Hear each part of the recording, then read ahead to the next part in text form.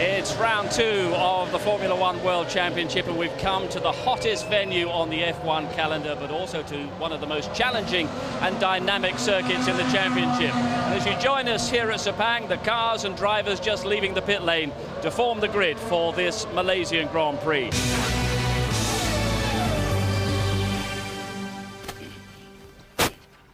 Well, it's the most grueling test of the Formula One season for spectators and also for both car and driver. But it also has the potential to be an outstanding race in marvellous surroundings here at this new Sepang circuit, which is hosting the Malaysian Grand Prix for the 9th time. That amazing double-sided grandstand with the hibiscus flower roof. And it's a terrific spectator circuit, and they're in for quite a spectacle this afternoon in the heat of Sepang. Mid-30s temperature, mid-50s the track temperature out there, and for the likes of Jenson Button and everyone else around that grid, how do they keep cool, Mark? This is going to be a grueling race for these guys. They've probably taken on between eight or so litres of fluid to get hydrated before the race. They're going to be losing some 3 kilos in body weight after this event's taken place, and they've got about 600 millilitres of fluid in the car, and normally they take all of that. Okay, well, there's still activity for Honda in the garage there, and so many question marks about how they're going to perform during this weekend and indeed during the races to come. But right now we can go down onto that grid with Martin Brundle. Happy Easter, everybody. It's not just the ambient temperature, but it's the humidity and the fact that the track is 55, as Steve was just saying. It's like a radiator, just the heat's just boiling off it, and I'm sure the drivers will be pleased when they actually get going. You get a little bit of fresh air coming through the car, and finally you actually cool down because you're a bit sweaty. There's going to be some interesting tyre choices going on. I'd love to just take the cover off that Ferrari if they weren't going to disassemble me limb by limb and see what they've got on there, because it rained for 4 hours overnight and the track has been quite heavily washed. They're expecting it to be quite green. So maybe they'll go for the harder tyre. I think it could be quite critical today. If they go for the softer one, they might be sliding around and just degrading the tyre. If you're in the midfield, you certainly should take the more durable option, because you're not going to be that fast anyway in the traffic. I'm going to try and get hold of Felipe Massa if I can, but he's kind of surrounded here by the whole crew having last-minute debriefs. And it's quite intense debrief as well.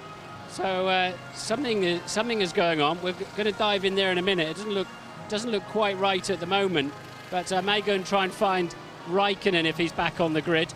He just wandered off a little while ago. So did Fernando Alonso. Raikkonen's not on. Okay, let's try for Nico Rosberg then. Follow me, Matt. I'm going to go this way and just see if we can get a feel for what's going on the grid and what the drivers might be feeling they need to do. He's just down here, and Rosberg is over here in the shade, in the shadow, nowhere near his car. His car's over there, but there's just a little bit of shadow over here from this rather impressive looking grandstand. Nico, we just could do with a quick word really. How's the track conditions? I have no idea. I just went very slowly on the outlap, so I have no idea. What, just saving fuel, so you can't just give it a push, and because it rained heavily overnight? Yeah, well, that's the difficult thing when you're saving fuel. You don't know how the track conditions are. So I'm relying on my teammate, really. He gave me good information about how the car was, so I can adapt my front wing to that. So I hope it's right. So because he's outside the top 10, he could put more fuel in, so he can give it one on the lap to the grid and give you some information. Yep, that's the way it is. And you've got to believe him and trust him. So what, you're just tuning the front wing on the ambient temperatures and that sort of thing? Gotta go. Yeah, that's what you do, yeah. Good luck. Let's... we got Kubica here. Let's have a quick word with him. We're live at the moment, chap. Are you live? I don't think you are. He's live, talking to his engineer. Robert, how's it feeling out there? Could you get a chance to feel the track on the way around? No, we just cruise to the grid, just to, don't burn too much fuel, and we will see conditions on the first lap of the race. So you're going to go on the hard tyres then, and surely because the track's changed so much, you're going to take a gamble? We'll see. I think we'll start with soft ones. You start with the soft ones? Okay, good stuff. Well, we'll see how that goes. Lewis Hamilton's by his car, but he specifically asked us not to bother him on the grid. So again, we're going to have to respect that. Hopefully he'll feel more comfortable as time goes past. And he's just here putting his balaclava and his skid lid is about to go on. We'll just get a quick glance there. But he's saying that I need to be in the zone before the start of a Grand Prix. And good luck, Lewis. We'll catch him another time. I hope we definitely get to see him when he's on pole position and get a quick chat. Where is Fernando Alonso? Has he made it back to the grid? I don't think so. The drivers, incredibly, some drivers are not even here on the grid. That's absolutely amazing. Let's have one more go then with Felipe Massa, and then we've got to get out of here. It's a long walk to the commentary box. Felipe, quick word. Congratulations, 5th pole position. You started at the back last time, the first this time. It's going to be quite a different race for you. Oh, you're giving me already the congratulations for the next pole position because I did just 4. Okay, I've got 5 in my statistics, but okay, take the next one as well. Thank you. Okay, so what's the strategy for you? I mean, can he race his teammate? Raikkonen leads the World Championship. Are you allowed to beat your teammate today? Well, we're working for the team. You are allowed to make good question as well. I'm allowed to make good question, that's right. It's more difficult than for him to make the race. Okay, well, I'll come and ask you, Jean. All right, well, look, good luck in the race, and congratulations again. Thank you. Okay, it's back to you, Steve. Well done, Martin. And of course, Mark, that is the fundamental question for Ferrari, isn't it? And tactics are going to play a big part because it's Ferrari against McLaren. First 4 places on the grid there. Fernando Alonso, who's on the front row for the 2nd consecutive race, but no Ross Brawn on the pit wall for Ferrari, reading and dictating tactics. Luca Baldessario's got that responsibility. What might Ferrari be lacking in that area now? Well, if you look at the first race that we had in the championship, there seemed to be nothing lacking, although I do feel that over the course of time they may get into situations where they miss the likes of Ross Brawn. He was a fundamental key player in the Ferrari team. I don't think there's any situation with team tactics between Massa and Raikkonen at this point. Obviously Ferrari as well, they have to think about the Constructors' Championship, Steve. They want both cars to be competitive at all times. What about tyre choice? We have got one single tyre manufacturer now, but how do you read, say, the choice of Robert Kubica going on soft tyres from row 4? Well, you know, it's difficult to understand in some ways because it really depends on the circuit and whether it's been too green, and if they get a soft tyre and it starts to grain, it could be a problem for him. OK, let's hear swiftly from David Coulthard with Louise. It's seriously hot down here. David's helmet's just coming out of the icebox. Are you able to forget the heat once the cars get going? You've got no choice. You know, this is what makes you feel like a Grand Prix driver when you have difficult conditions. So we've just got to get on with it. For once, we're going to be able to see which tyres guys are running today because of these new stripes around them. What pattern are you expecting to see? Because you're going to have to run both, aren't you? Yeah, I think that it's going to be a little bit split. Like in Australia, it was a bit more clear, but I think here it will be split. One tyre's clearly quicker, but has higher drag. Thanks, David. So Felipe Massa on pole position for this Malaysian Grand Prix, but for drivers like Lewis Hamilton who have never really experienced race distance in these conditions, what kind of grueling afternoon are they in for? Well, he's going to be in for a tough weekend, but don't forget the situation. These big teams have got simulators, Steve. He would have already run race distances and they would have heated up the room, put a lot of temperature in there just so he can try and simulate what he's going to be doing in a cockpit now. But at the end of the day, it still doesn't factor in what really goes on inside the cockpit of a Formula One car during a Grand Prix distance.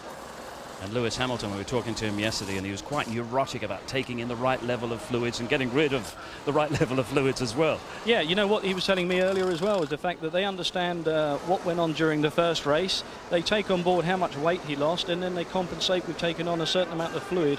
It's scientific stuff. It never was with me 10 years ago, but things are pretty different now. And Charlie Whiting there and race organisers. The threat of rain, the possibility of thunderstorms must be in their minds as well. New rules concerning the pace car coming out. It could get very complicated. It could get very dramatic indeed. But the final preparations have been made. The drivers who have been trying to keep cool, trying to keep their fluid levels up, must now face the searing heat of this Malaysian Grand Prix, plus the concentration and the total commitment that this Sepang circuit demands. And we'll be back with the final countdown to the start in just a couple of minutes' time. Ron, we heard you got a puncture this morning on your car on the way to the track. Is that maybe a bad omen? No, I don't think so. It was a very slow puncture. I nearly made it to the circuit, but afraid not quite. So I had to change the wheel. Quick pit stop. What about Lewis Hamilton? When we have got a look, he seems to be so cool. He's so young. It's just his second race. So what do you think about today? Well, you know, he's been in motor racing now for 10 years, one way and the other, so he's experienced lots of starts. This is just another start. He's very calm about it, and you know, the most important thing is surviving the first lap. If he does that, he'll do a good job. And what about the first draw? I mean, you bought a rocket starter, so how would you rate your chances against Kimi? Well, we're obviously on the dirty side of the circuit, so but it is a long run down to the first corner. Hopefully we'll at least get there before Kimi. Maybe Massa, but who knows? We'll have to see. And of course, these pesky BMWs always seem to start well, so we'll just have to see. Thank you. I wish you all the best for your team and for the race. Und jetzt zu Simon mit dem nächsten Formel-1-Fahrer. Giancarlo, short question. You won the race here last year. How disappointed are you that you're not running with the same pace as you did here last year? Last year was a great weekend for me, but this year, realistically, we cannot win the race, and it's going to be tough to score some points. So points, that is the only goal you have, nothing more? Yeah, that's all. Thank you very much. Good luck the race. Just it's way hot, huh? It's amazing. Really, it's amazing. Isn't it an amazing thing that the pilots nowadays cope with the heat a lot better than they did, well, a couple of years ago? Well, with this weather, it is the pilot that deserve the salary. Well, you were complaining about at least one of your drivers at the last race. What do you expect from them this year? I don't know. Let's say we are just the beginning. We are not ready with the car. This is the major problem. But, you know, we need pushing hard. We need working. You won the race here last year, so it is one of your best tracks. Still no chance to get more than, well, a couple of points? Let's say a couple of points, or maybe, let's see. Thank you very much.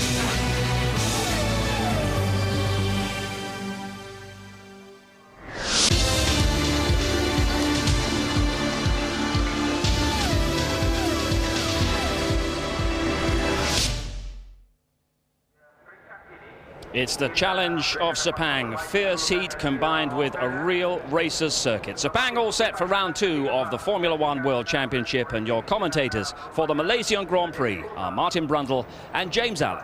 Thank you, Steve.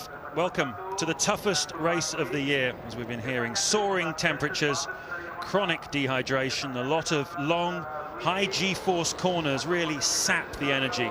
It's a supreme test of a driver's fitness. And to make things even more difficult this weekend, heavy rain, as we heard last night, has washed away all the rubber which had built up over free practice on Friday and yesterday's qualifying session. And so the track is now more abrasive. There's less grip out there. The tyres will therefore slide around more, and that means the tyre degradation will be huge this afternoon. And some teams will deal with it better than others. It will certainly add a considerable variable, I think, to the racing we're going to see this afternoon.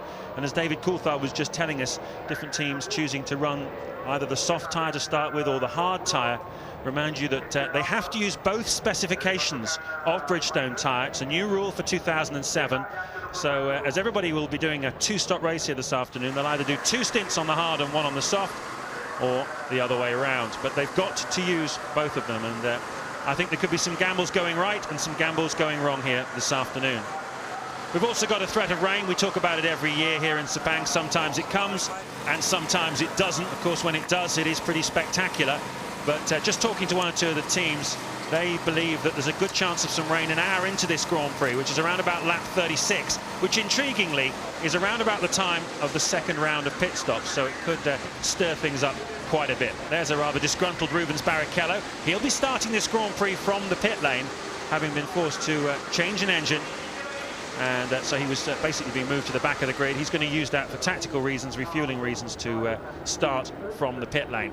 Well, it certainly looks as though McLaren, with a lot of hard work back at the Woking factory, have moved themselves closer to Ferrari. Just take a look at that grid. Alonso on the front row again, but of course, remember in Australia, Massa was hampered with an engine problem, with having to go to the back of the grid. So he was not able to put up a fight there. Here he was, and he's been the faster of the 2 Ferrari drivers all weekend, but Alonso able to mix it with them, and that is crucial. McLaren believing that as the season goes on, they will get closer and closer. And Raikkonen a little bit unhappy with the balance of his car. We believe he's got a bit more fuel in. Lewis Hamilton told us he's got more fuel than his teammate. We saw Heidfeld and Rosberg both doing excellent jobs again. 2 Toyotas in the top 10. Mark Webber again gets the Red Bull up there. Look at that, though. The 2 Renaults, Kovalainen and Fisichella, outside the top 10. Really struggling with that car to get any grip around this racetrack. And, of course, they've dominated this event for the last 2 years. There you can see Coulthard, Button and Davidson, 3 British drivers, outside the top 10. Button really struggling with this Honda. A lot of work going on back at the Brackley factory to sort that out, but it's pretty fundamental what's wrong with that car, and it's going to take some time to fix it. There is Kimi Räikkönen on the second row of the grid. He won 3 weeks ago in Australia, came here with a lot of confidence, but Martin, he's not really seemed all weekend to quite have the pace of Felipe Massa. When they were both running with low fuel, it seemed as though there was perhaps a couple of tenths of a second in it, maybe 3 tenths, but you expect Massa to still have the upper hand throughout the race. Well, Massa had the upper hand all through winter testing, curiously didn't in Australia, and his chin dropped when Raikkonen just suddenly turned it on qualifying day in Australia. But of course here, that hasn't happened. And Massa does appear to be slightly the faster driver. We'll check out the fuel, and there the soft tyres then, that's the answer. And congratulations to Bridgestone, the FIA and the teams for coming up with that solution, the white line in one of the grooves to let us know whether they're on or which tyres they're on. Let's have a look. And soft tyres also for Fernando Alonso. So the guys at the front want the pace. That'll give them maybe another 5 meters of grip. They're pushing Alonso back so he can turn off the traction control, spin his rear tyres up and lay some fresh rubber onto this washed grid. And clearly at the front, in fact, most of them then have got the midfield have got harder tyres, and most of the runners have gone for the softer tyre. They're gambling that they won't just fall apart on this freshly washed racetrack. It is Felipe Massa's 4th pole position. He is absolutely right, of course. My data says 3 plus the one he got here. And well, let's see how he goes and if he is allowed to beat Kimi Räikkönen today, which I'm pretty sure he will be. Just wanted to hear it from him, really. We're hearing that only Jarno Trulli in the Toyota is on the hard tyres. Well, it is a very interesting scenario, having 2 Ferrari drivers who are equally competitive. We haven't seen it for a very long time, and of course in the Michael Schumacher era it was unheard of for anybody to contest his World Championship with him. He definitely had the rub of the green within the team. Now it's a very different situation, and of course there will come a time, today may be that day, maybe it'll be a bit further down the road, where the team have to make a call, and one of the drivers is going to win the race and the other one isn't. And with 2 highly competitive drivers, you can see Räikkönen leading the World Championship as we go into this event. If Massa takes 10 points here today, they're going to be even Stevens going forward throughout this season. I think that's going to be one of the most interesting aspects of the 2007 championship. Of course, if McLaren are able to get up there and challenge them as well for race wins, the fact that Massa and Räikkönen are taking wins off each other will make things very, very interesting indeed. First time that McLaren have led the Constructors' Championship since 2005. We see that quite often on the parade lap. It does look like an engine blow-up, but often it's just an overfill on the oil. Red Bull, I see, are on hard tyres as well. I think that was Mark Webber, and I understand David Coulthard was going to start on hard. Surprisingly, that looks like the minority option out there. I think if you're at the front and you can drive more smoothly, you'll get away with it. And as I was starting to say, the soft tyre may give you 5 meters down to the first corner, extra acceleration. And of course, the big squabble between Ferrari and McLaren down into that turn 1 is going to be absolutely thrilling. So a bit of extra grip from those tyres might just be very welcome. And of course, they were all pretty intensively using the softer tyre yesterday, so they haven't got too many spare sets of brand new ones. On board with Räikkönen. One of the things we have seen here at Sepang and the test that went on last week here, and again during the free practice, is that the performance of these soft tyres drops off dramatically after the first lap. And so it's going to be very interesting to see how they struggle with the tyres until they start to come back again after about 5 or 6 laps of performing less. And of course it drops off more and more as the degradation happens, with this track being such a real killer of tyres. Here's Lewis Hamilton. Okay, Lewis, everything looks good. Everything looks good. Okay, Lewis, if you could warm your brakes a bit more. Warm your brakes a bit more. Are they okay? Brakes are good, Lewis. Brakes are good. A yellow G1, yellow Golf 1, and remember a bike-point find before the grid.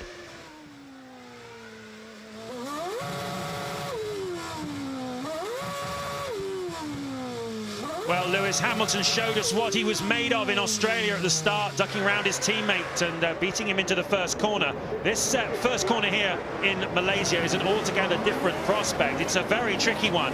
And those of you who followed Grand Prix racing for a while will recall back in 2002, Michael Schumacher and Juan Pablo Montoya hitting each other in turn 2. We've had quite a lot of bumps and bangs into that corner over the years. It's a hairpin right followed by a tight left, sequence 1 and 2, and well, that's one of the most exciting parts of this racetrack. The grid forming up now. There's no telling Lewis, he's spinning his wheels up with no traction control to warm the rear tyres, but remember to go back to the right settings for the launch control to get off the line. Massa on the right of your screens, Alonso on the left with Hamilton behind him, 2 Ferraris on the right, 2 McLarens on the left, and the Malaysian Grand Prix is go! Hard to tell from this angle, but Massa's got the jump, but Alonso's down the inside of him, wheel to wheel. It's going to come down to some bravery here. Hamilton tucks in behind Raikkonen. Is he going to be brave here? Yes, he is. He takes 1 Ferrari. Alonso takes the lead. Hamilton's looking at Massa now. He's going round the outside of him. The rookie, the 22-year-old from Stevenage, is having a go, and he's passed him. Hamilton up to second place. Alonso leads. It's a McLaren 1-2 on the opening lap at Sepang. But look at the Ferrari coming back at him now. Brilliant getaway then by the 2 McLarens, and Hamilton, I thought he was taking a big risk around the outside. But Massa, big incident going on in turn 4 at the back of the field. Could well be a safety car situation. Lots of yellow flags at the moment, of course, but well, there's still a lot of cars on track, so probably only 2 or 3 ended up in the gravel. It is very much in the firing line of the braking zone into that turn 4. So let's see if they feel the need to bring the safety car out. Alonso leads as Kovalainen goes up the inside of the Red Bull there. Alonso leads, Hamilton second, Massa third, 4th is Raikkonen, 5th is Heidfeld, 6th Kubica, 7th Rosberg, 8th Fisichella, 9th Trulli, 10th is Kovalainen. We just saw him passing Mark Webber. That drops the Australian down to 11th place. Well, we know that Hamilton, as it's Sutil there for Spiker in the gravel trap.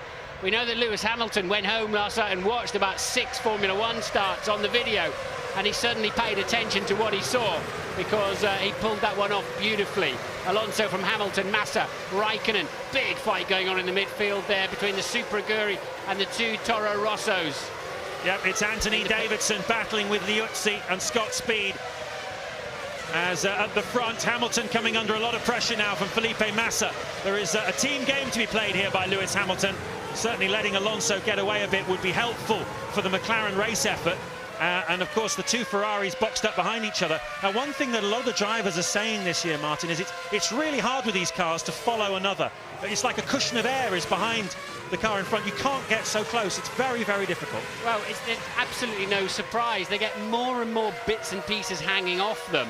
Appendages all over them. Must have 30 or 40 devices on the exterior of those cars developed in a wind tunnel, and then of course as soon as you put another car in front of it, they don't work properly and the car doesn't handle. They've got to get rid of all that lot if they want a Formula 1 car to follow another closely. Massa knows he needs to dispatch Lewis Hamilton very quickly. When he sees the replay of turns 1 and 2, he'll wonder just how he let Hamilton through there. We've still got yellow flags out on the circuit as Rubens Barrichello battles with the Toro Rosso there. That's Barrichello coming through from 20th place. Remember, he started from the pit lane. And this is a real test now for the Ferrari strategists. Ross Brawn is no longer with the team. He's on a sabbatical. And Luca Baldisseri, who was his number 2 for many, many years, is now charged with making these decisions. Ross has complete faith in him, which is why he promoted him after he moved, but it's going to be a stern test for him now to figure out how he deals with the threat from these 2 McLarens. I don't know if Ross is watching this. I know he was in New Zealand as the Super Aguri goes side by side here with the Toro Rosso, and that's a pass. Sato on the Liuzzi, I believe, who dives into the pit lane. So Alonso leading and pulling away. 2.5 seconds the gap at the end of the last lap. Hamilton second, Massa third, Raikkonen 4th. Almost 4 seconds now behind race leader Alonso. This is working very nicely for McLaren. Yep, all the Brits made places off the grid. Hamilton 4th up to 2nd, Coulthard up to 12th from 13. Davidson up to 15th, Button up to 16th, so at least they all got away well. And Liuzzi then, possibly he tripped over the spiker of Sutil in that turn 4 incident on the opening lap. And there seems a bit of uncertainty as to whether that car's ready to go. And off he goes. He just doesn't seem to get much luck, does he, Tony Liuzzi? He came into Formula One, everyone was saying he was just untouchable in go-karts. He was a Red Bull protege on the way up. He won the feeder series for Formula One, as it then was Formula 3000, which is now, of course, GP2. He won that very easily. And yet, in Formula One, he just seems to have been walking in treacle. He doesn't seem to be able to make his presence felt. And more bad luck for him here in Sepang. Look at this gap now between Alonso and Hamilton. Hamilton's got a car that's a bit loose at the back end. It's sliding around, getting some oversteer. I think that's why he's backing the Ferraris up. And Alonso's getting away at about a second per lap at the moment. Although Hamilton's closing it down a bit this time around. Hamilton under pressure. Massa's going to have to go the long way around. Amusingly, he was tightening his seatbelt as he was doing it. And is there going to be enough space? He won't do it. Can Hamilton hang on to the inside line? He surely will, because he's hung Massa out to dry on the dirty line. And Raikkonen fancies a bit of the action. Yeah, Raikkonen's getting a bit frustrated there, back in 4th place. They're losing over a second a lap now to Alonso. The gap up to 4 seconds. Massa dives down the inside. Hamilton could see that coming. But he goes back up the inside again. Beautiful move by Lewis Hamilton. What courage. And now Raikkonen, who we know from the past with Montoya, is not afraid of going wheel to wheel with his teammate. Gets alongside Massa, but has to give the corner away. Well, I said to Massa on the start line, is he going to be able to fight his teammate Raikkonen? And his team boss Jean Todt said you can ask some good questions if you want, but I think that's absolutely the right question today. Just where will Massa stand with Raikkonen leading the World Championship? And we know exactly the answer now. Well, if you believe the stories in the paddock, one of those drivers is being paid 5 times as much money as the other. Raikkonen, of course, earning the most. Hamilton didn't really get away that well, and he's way behind Raikkonen at the moment, and he's going to take 2 Ferraris in the first 2 corners. So there's Alonso taking the lead. Hamilton squeezes up the inside and keeps it nicely under control. And I think Massa's so busy watching Alonso, he doesn't notice Hamilton, but he still should easily have kept Hamilton at bay. On board then with Lewis. And as you see, he's well into 4th place there, probably under pressure from the BMW. Jinks right around, I mean, that's pretty brave stuff, isn't it? Jinks right around Raikkonen. Now Massa's got to gut the inside this time. He cannot try the outside line again. And Lewis saw it coming. Yeah, that was a very comprehensive piece of defensive driving by Hamilton. An amazing performance by him. This is lap 5 of the Malaysian Grand Prix, and you sense that something is around the corner here. Massa's already had a go at Hamilton. Raikkonen's had a go at Massa. And we've got 52 long laps to go here. We understand in terms of the fuel strategies, most people are going to be coming in around about lap 20, but we heard Lewis Hamilton saying on the just before the race that he's carrying more fuel than his teammate, and we just don't know where the Ferraris are relative to the McLarens. That's going to be very interesting this afternoon. They will be hoping they're carrying more fuel and can capitalise, but look how twitchy the back of Lewis Hamilton's car is. Yeah, Lewis is under pressure. He's now 5 seconds behind his teammate, and we're halfway around lap 5, and Massa looking increasingly frustrated. He's just got to calm down, hook up to the gearbox of that McLaren. He is both faster in a straight line and much better under braking. This is the first corner incident where Sutil appeared to slam down the side of Jenson Button. Button looks like he got away with it, and that is why I'm assuming this is a replay up into turn 4, and this is us. We're going to go wide on board with Felipe Massa, and Hamilton in textbook style ducks back underneath. This is another view from Hamilton's car. There goes the Ferrari, and we'll have that place back. Thank you. Well, after that incident, Jenson Button is running in 17th place. Anthony Davidson 15th. David Coulthard is in 12th place. Back at the front, a little lock up there from Lewis Hamilton. The back of the car sliding a lot now. And his last lap, a 1:38.5, pretty much the same sort of lap time as he did before. Lewis is going to be under big pressure here, James. Sorry to cut across. He's going to be under big pressure into turn 4. He was really out of line through 1 with that lock-up, and then out of line through 3. And now he's going defensive. This time, Massa will hold him out, surely. Oh, come on, Felipe. That was poor. You had it covered, and you didn't keep your head. That is not really the move of a world champion. We've seen Felipe Massa developing so much in the last few years. As you memorably said the other night, you wouldn't have trusted him to drive your hire car a couple of years ago, and now look at him running up the front. And yet there was an example of that impetuousness that Ferrari and the discipline of Ferrari have not yet been able to drill out of him.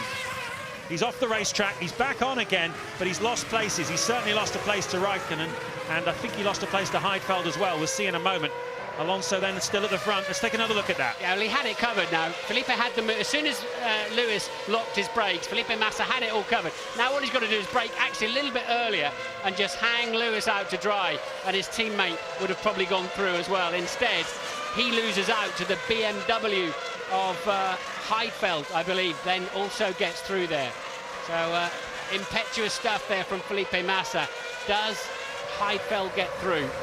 Yep. Yes, he does. Looks like it. That's Raikkonen in 3rd place. Heidfeld is 4th, and Massa has it all to do now in 5th place. We'll take a look at how much time he lost.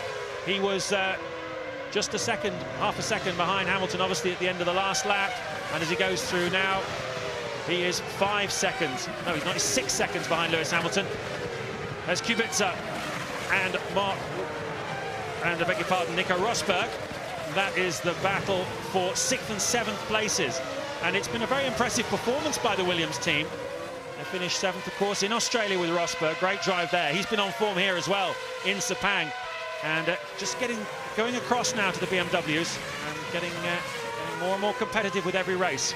Williams back on form, and Ted Kravitz has some news for us. Yeah, Rubens Barrichello has overtaken Jenson Button down the field, James. Button hasn't reported any damage from that knock that he got early on, but he felt he was holding Rubens up like in Australia, so he's let Rubens pass. Jenson looking quite slow at the moment though, as Raikkonen moves in on the back of Lewis Hamilton, who's now 7.5 seconds behind his teammate. Looking on the left-hand side of your screen, you can see Fisichella made up 4 places. The legendary Renault start getting him straight up to 8th position there. But it's interesting, in qualifying, all of the customer teams beat the works teams. The Red Bull beat the Renault, the Super Gurry beat the Honda, and of course Williams beat the works Toyotas.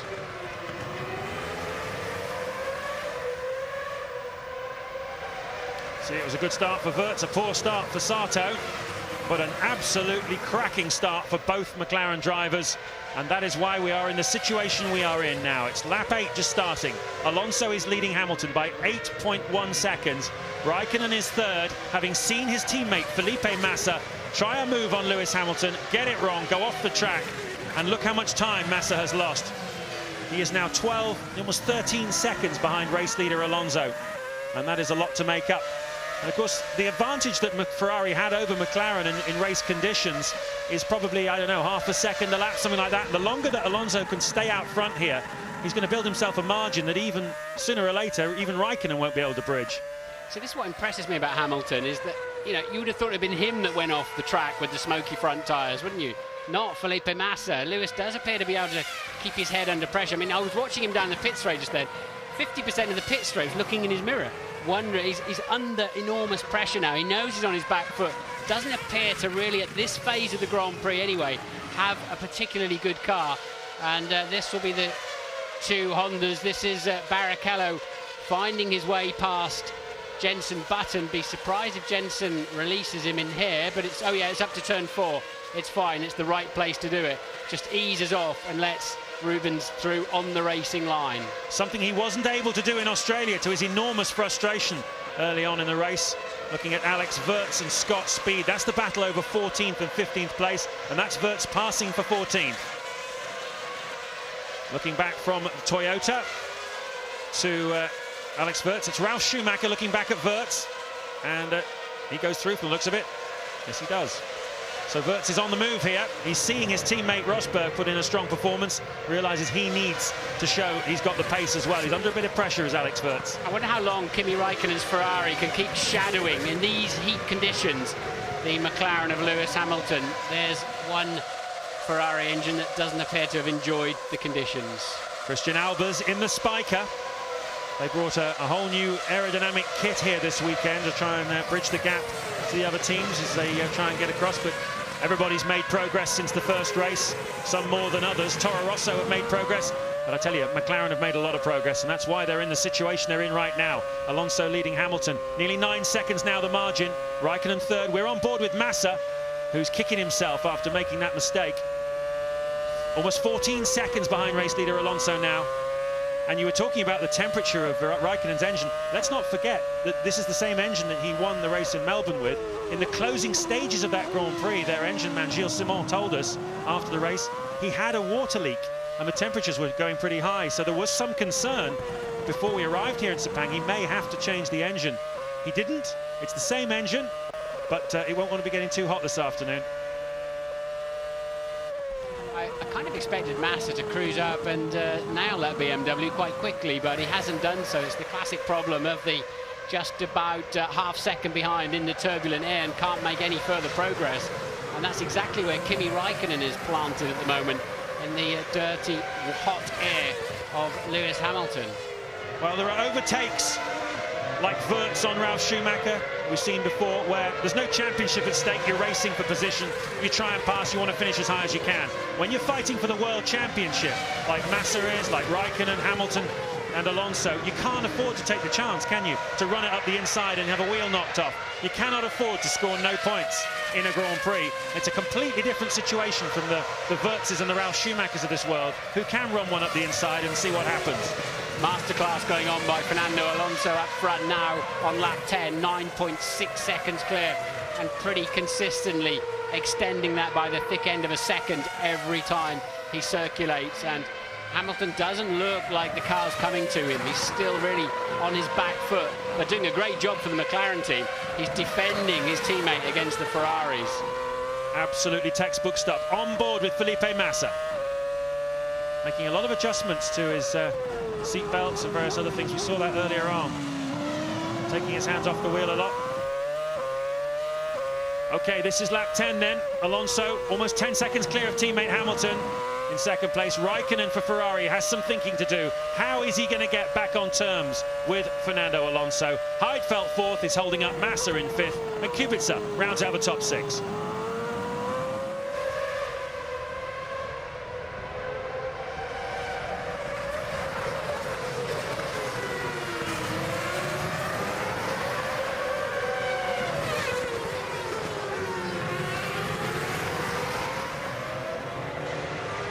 Well, we're concentrating on the battle at the front, but there is a tremendous scrap going on. We saw a little of it earlier on, the 6th and 7th places between Kubica and Rosberg.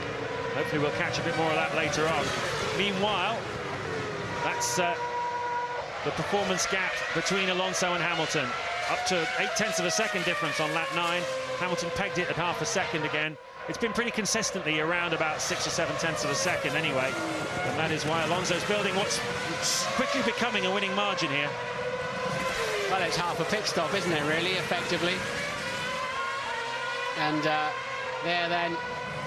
Kubica up the inside of Rosberg. That's the battle we were talking about for 6th place.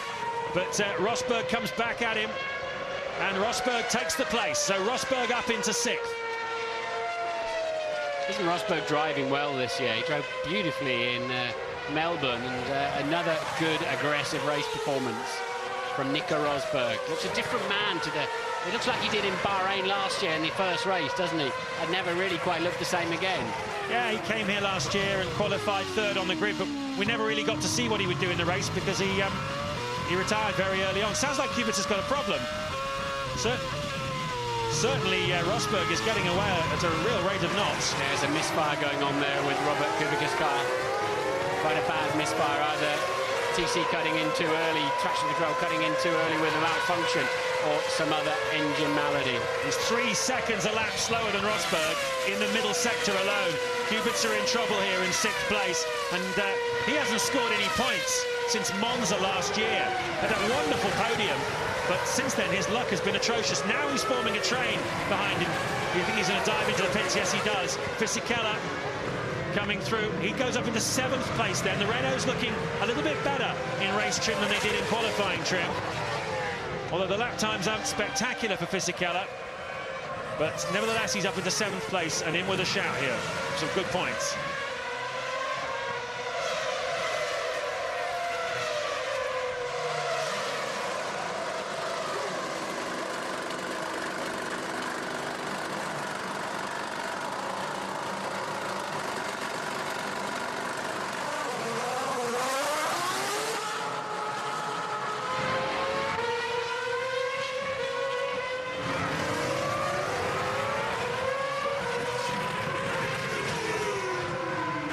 Lap 12 of the Malaysian Grand Prix. We have a McLaren leading here. Fernando Alonso, the reigning world champion, is out front on lap 12 by almost 11 seconds from teammate Lewis Hamilton.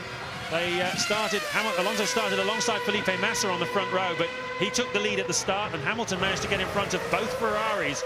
Wonderful driving by Lewis Hamilton. He's been under intense pressure.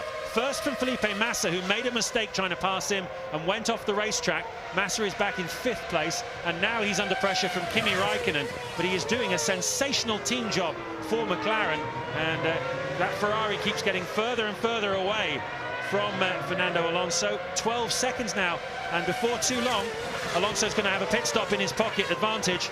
And there is Massa behind Nick Heidfeld in the BMW, who is 4th. Robert Kubica's got some sort of problem. He's dropped from 7th down to 11th. We saw him struggling a little bit, came into the pits, and he's back in 11th. Now, we've lost 2 cars in this Grand Prix. They're both spikers, and the technical director of that team, Mike Gascoigne, is with Louise. And it was a rather fiery exit for Christian Albers. Tell us what happened. Earlier on in the lap, he'd got stuck in 3rd gear. He tried to bring the car back to the pits, but obviously he's running at very high revs for a long time, and basically it overheated and caught fire coming down the pit lane. So not a great day. And Adrian, was that a technical issue, or did he just run out of track? No, I think there was some contact with someone at the first corner, and further around the lap, something broke at the rear. Thanks, Mike. Cheers. David Coulthard under pressure from Alex Wurz. Coulthard going defensive into turn 4. Wurz trying to go around the outside, and he makes it. Coulthard very much under pressure now from Ralf Schumacher too. That was the corner where Massa tried to pass Lewis Hamilton on 2 occasions. The first time he tried it, he ran a little bit wide and Hamilton got the place back. The second time, he went off onto the grass and allowed both Raikkonen and Heidfeld through. Exactly the same corner. There's another look. Yeah, DC puts himself up onto the middle, slightly less grippy line, and Wurz has got enough confidence and grip just to go clean around the outside. Massa's error there was he tried to overtake Lewis twice effectively. He had him hung out to dry on the outside and then tried to outbrake him as well, which he didn't need to do. It's an easily done thing, I have to say. It's a mistake we all made, but you never need to overtake them twice. Just get them out of position and take away their ability to turn in, and you don't need to outbrake them as well. Well, just looking down the field as we look at this ongoing scrap here between Heidfeld in the BMW in 4th and Massa 5th. Robert Kubica is dropping right back now. He's down into 19th place. The poor guy, he's had such a run of bad luck since that fantastic podium last year in Monza. Hasn't scored a point since. And who else is not having a great time? Well, Jenson Button and Rubens Barrichello. Button is back in front of Barrichello. 17th and 18th they are in the Hondas, and lapping about almost 3 seconds a lap slower than the pace-setting McLaren of Fernando Alonso. I tell you who's going beautifully at the moment is Rosberg in 6th. He is lapping at the same sort of pace as Heidfeld in front of him, and as Lewis Hamilton actually, and that, the Williams does seem to be really coming good. Yeah, Rosberg driving beautifully. Wurz coming through in the sister Williams too. He's dispatched Coulthard and is now after the second Red Bull of Mark Webber. It'll be painful for Mark Webber, who left Williams to go to Red Bull if a Williams cruises up behind him and overtakes him. But the Williams do look very, very well hooked up on this racetrack. Alonso has just put in another new fastest lap, 1:36.9. You can tell the track's green. We were expecting probably 1:35s as a race pace. They're beginning to come towards that. His lead was 12.6 seconds, is now up to 13.4 as they head into lap 15. Yeah, well, we said that the tyres do lose their performance quite dramatically in the early laps. We were seeing laps in the mid to high 1:38s. Now Alonso dips into the 1:36s for the first time. I tell you, there's another great scrap going on there as well. For 7th place between Giancarlo Fisichella in the Renault and the Toyota of Jarno Trulli. And that last lap, the lap before last, Trulli was actually quicker than Fisichella. He's now right up behind him. They're lapping in the low 1:39, so quite a bit slower than the top 6. But nevertheless, a good scrap there between the 2 Italian drivers. Meanwhile, talking about customer teams, the Supra Guris, which are basically running a version of last year's Honda, are ahead. Davidson and Sato are ahead of Button and Barrichello in this race. Davidson in 15th place, Sato 16th, Button 17th, and Barrichello 19th. Hamilton's just had a bit of a scrappy lap, and that's put Raikkonen right onto his tail again. Tremendous pressure for the young Brit. but at the moment he's not making errors, but his car does seem a bit of a handful. Well, they've put an awful lot of work in, the McLaren team, as has everybody else up and down the pit lane. There was the test here last week in Sepang, at which everybody brought development parts, new aero flip-ups, new bits of mechanical suspension and what have you. McLaren found some things they liked, and of course they're able to react so quickly in Woking and build new parts. Stuff was flown out here, fitted to the car, very late finish for the mechanics on Thursday night, but it's definitely made the difference. That large gap we saw to Ferrari in Australia closed right down here, and that is the top 8. Let's get some news from Ted Kravitz. Yeah, down at BMW, this is about Robert Kubica. The engine's okay, James. The team at this stage, and it is early doors, think that it's a traction control problem. They've had problems with the wheel speed sensors all weekend, and they had a problem with it after qualifying. They had to change a wheel speed sensor on his car in Parc Fermé, so they think one of them's just gone haywire again. As I say, as it passes it by the pits, the engine note's fine. It's just in the corners and out the corners they got the problem. Thanks for that, Ted. Just noticing that the white lines have gone from the back of Lewis's car. Just thinking in my mind, make sure he had 4 white line tyres on. I don't think there's any reason why they couldn't put hard tyres on the rear and soft on the front if they wanted. That's an interesting idea. I'll have a look at the regulations, but I think they're just plain worn through. I think it's an interesting example of just how the rear tyres here in Sepang have been going off more quickly than the front. The white paint is painted on the actual base part of the tyre, if you like, and the tread, the top block, if you like, is on with the grooves. It's on the outside, so as that wears down, the tyres become virtually slicks as the grooves disappear, effectively. So now, where the white stripe was on the inside of the groove is touching the tarmac, and that's why the white paint's gone. It's always been the case here at Sepang, and certainly with this 2007 generation of tyres, that it's the rear tyres that give up first. We've seen it last week in the test, and definitely again here this weekend during the Grand Prix. Well, if you're wondering why Fernando Alonso is a world champion, take a look at his last few laps. 37.0, 36.9, 37.1, 36.9, 36.9. Unbelievable metronomic consistency. He's just on a 137.0. So for the last 7 or 8 laps, his lap times haven't fluctuated by more than 1.5 tenths. And that is absolutely Swiss watch type consistency. 40 laps still to go here. The margin now between Alonso and Hamilton, 15 seconds.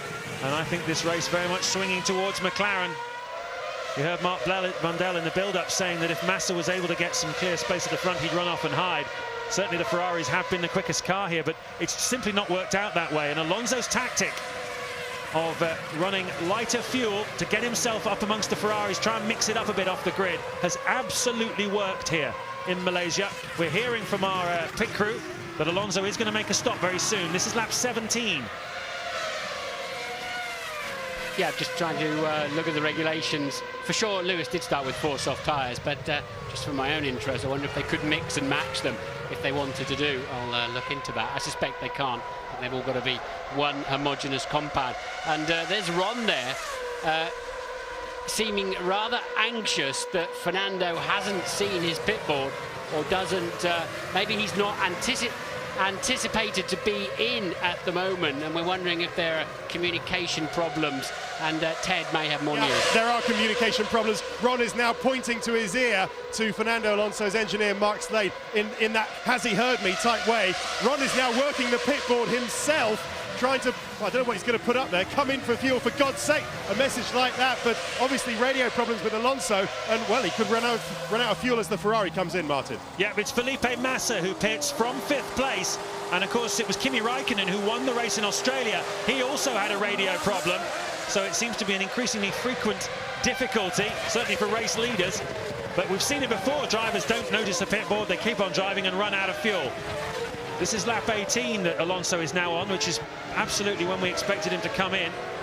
It's worked well for Massa, worked very well for him. He's out into some clear air, so this should get him past the BMW if he can. Heidfeld that he slipped behind with that error down at turn 4. Meanwhile, Raikkonen just half second behind Lewis Hamilton.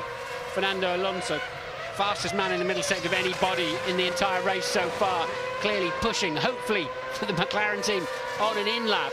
He's coming down that long back straight into turn 15. Surely he'll just flick right now and into the pit lane. He does indeed. So message received loud and clear. And whether they're reacting to Massa's pit stop or whether they were just very concerned they weren't getting in contact with him. But anyway, he has got that message and in he comes. Well, he was half a minute up the road from Felipe Massa. Ferrari put a lot of fuel into that car.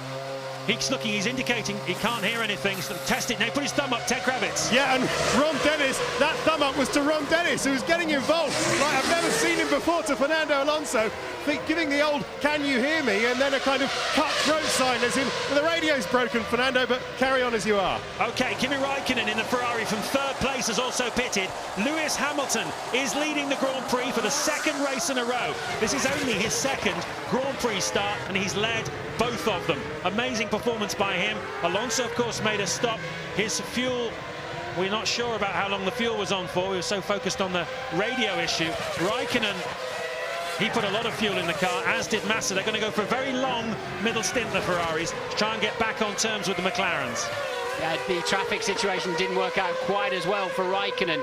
Lewis Hamilton, that makes it even more impressive what he did down to the first corner in terms of he had the heaviest car of all of the four front runners. Let's see how much further Lewis can go. It's unusual to see Ron not so much flustered, but feeling the need to get so involved. He's got an army of people who know exactly, fully briefed on what they need to do. But clearly, Ron senses they can steal this Grand Prix away from Ferrari today. Absolutely right, they can. It's been an amazing start to the race for them. Still a long way to go yet, and let's not forget, this is the toughest race of the year. Not just for the drivers physically, but also for the cars as well. And there is your race leader, 22-year-old Lewis Hamilton, a graduate of GP2 from last year. He's jumped straight into one of the most competitive cars in Formula One, and he is leading in Sepang. There is the leaderboard, the top 8. You can see Hamilton and Heidfeld yet to stop. Same with Rosberg, Fisichella as well. There goes the Williams into the pit lane. Raikkonen has stopped. Kovalainen, who had a disappointing performance in Melbourne as Rosberg comes down the pit lane. We're being told that Alonso only took on 6 seconds worth of fuel, which is a very short fill, so it's a short middle stint. He's probably using the tyre he least favours then in this stint, and then he'll use the one he most favours for the final long stint. He's going to try and lock it off, isn't he, this race, with a real sprint for this next period. It's six seconds worth of fuel isn't going to do many laps for him. Out comes Rosberg behind Massa, and with several cars yet to make their stops, I believe that puts him back in 9th place now, Nico Rosberg. Yeah, but looking good on that though. I mean, he didn't appear to be that close to the Ferrari, did he? Prior to the rounds of pit stop starting. So Hamilton leads, then we're on lap 20 from Heidfeld in the BMW. Alonso has stopped, filters back in 3rd. Rosberg showing 4th at the moment. He'll slip back down when the computer catches up with his pit stop. Fisichella has not stopped. He'll be up to 4th. Raikkonen then 5th, having stopped. Yes, and crucially for Raikkonen, he's held up behind the Renault of Giancarlo Fisichella. So that's going to cost him even more time. He's been sat behind Lewis Hamilton for a long period. And now he's tucked up. There comes the race leader, really pushing it hard on his in-lap, Lewis Hamilton, learning all the lessons from his teammate, Fernando Alonso, about really pushing the in-laps and the out-laps. All of these little tiny details are the difference between an also-ran and a champion. Turn a front wing. I don't know which way there was. Looking at the way the car was handling, I'd have thought they'd taken some front wing off. But anyway, we'll find out how he goes now. There then is teammate Alonso. It's 50 miles an hour down the pit lane, 80 kilometers per hour. He's going to come out comfortably in front of the Ferrari, and still a good way behind his teammate. The Ferraris are tucked up in the Renaults there, and Massa a long way back down the field. Lewis Hamilton putting 7.4 seconds worth of fuel in. That's more than teammate Alonso, so he's going longer as he did in the first stint. But it's going to be very interesting to see how this race shakes out. Where is Hamilton going to finish relative to the 2 Ferraris? A long, long way to go here. We're yet to even reach half distance in Sepang.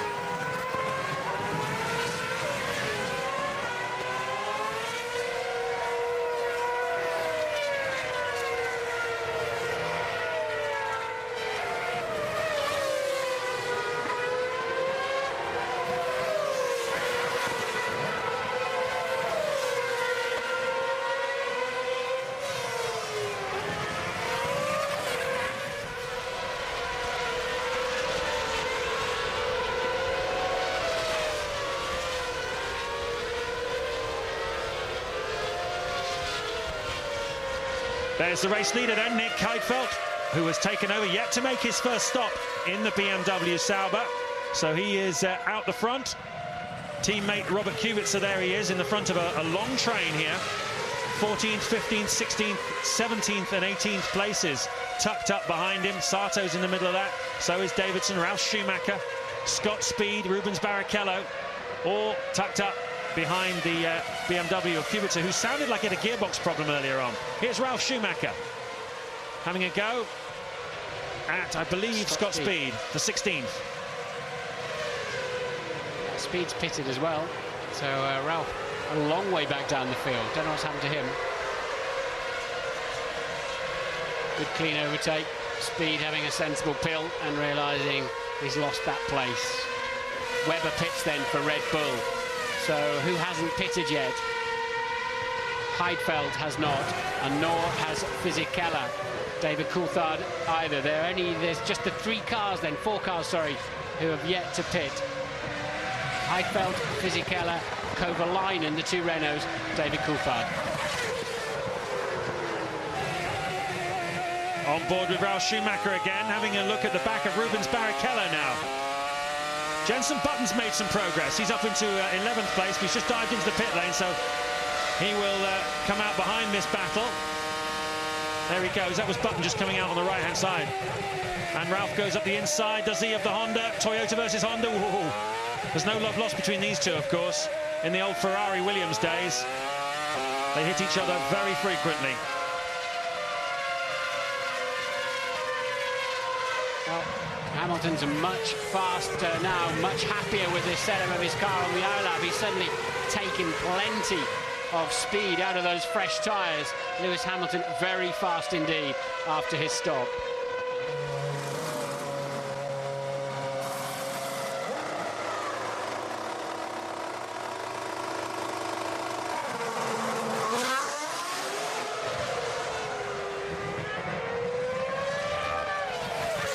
This is lap 23 of the Malaysian Grand Prix from Sepang. The race leader, the previous race leader, because of fuel stops, was Nick Heidfeld. He's just come back out again. On aggregate terms, he will slot back in around 4th or 5th place. The leader of this race on merit is Fernando Alonso, as you can see, now that most of them have made their stops. Fisichella still up there in 3rd, yet to make his first stop in the Renault. Hamilton, though, has just set the fastest lap of anybody in the race so far. He's pushing very, very hard in 2nd place to try and catch up his teammate. We've got the Ferraris of Kimi Raikkonen and Felipe Massa not running away at the front as expected.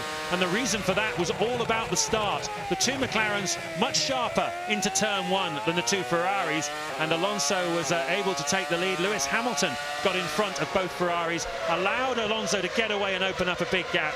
And McLaren have really capitalised on that so far. But we're yet to reach half distance in this race. And we're waiting to see Ferrari's response. We know that they're going to run a longer middle stint than the McLarens. That's their attempt to get back on terms, and now it's up to Alonso and Hamilton to really put the hammer down. Yeah, but Hamilton's only 11.5 seconds behind now, lapping thick end of a second a lap faster than Fernando Alonso.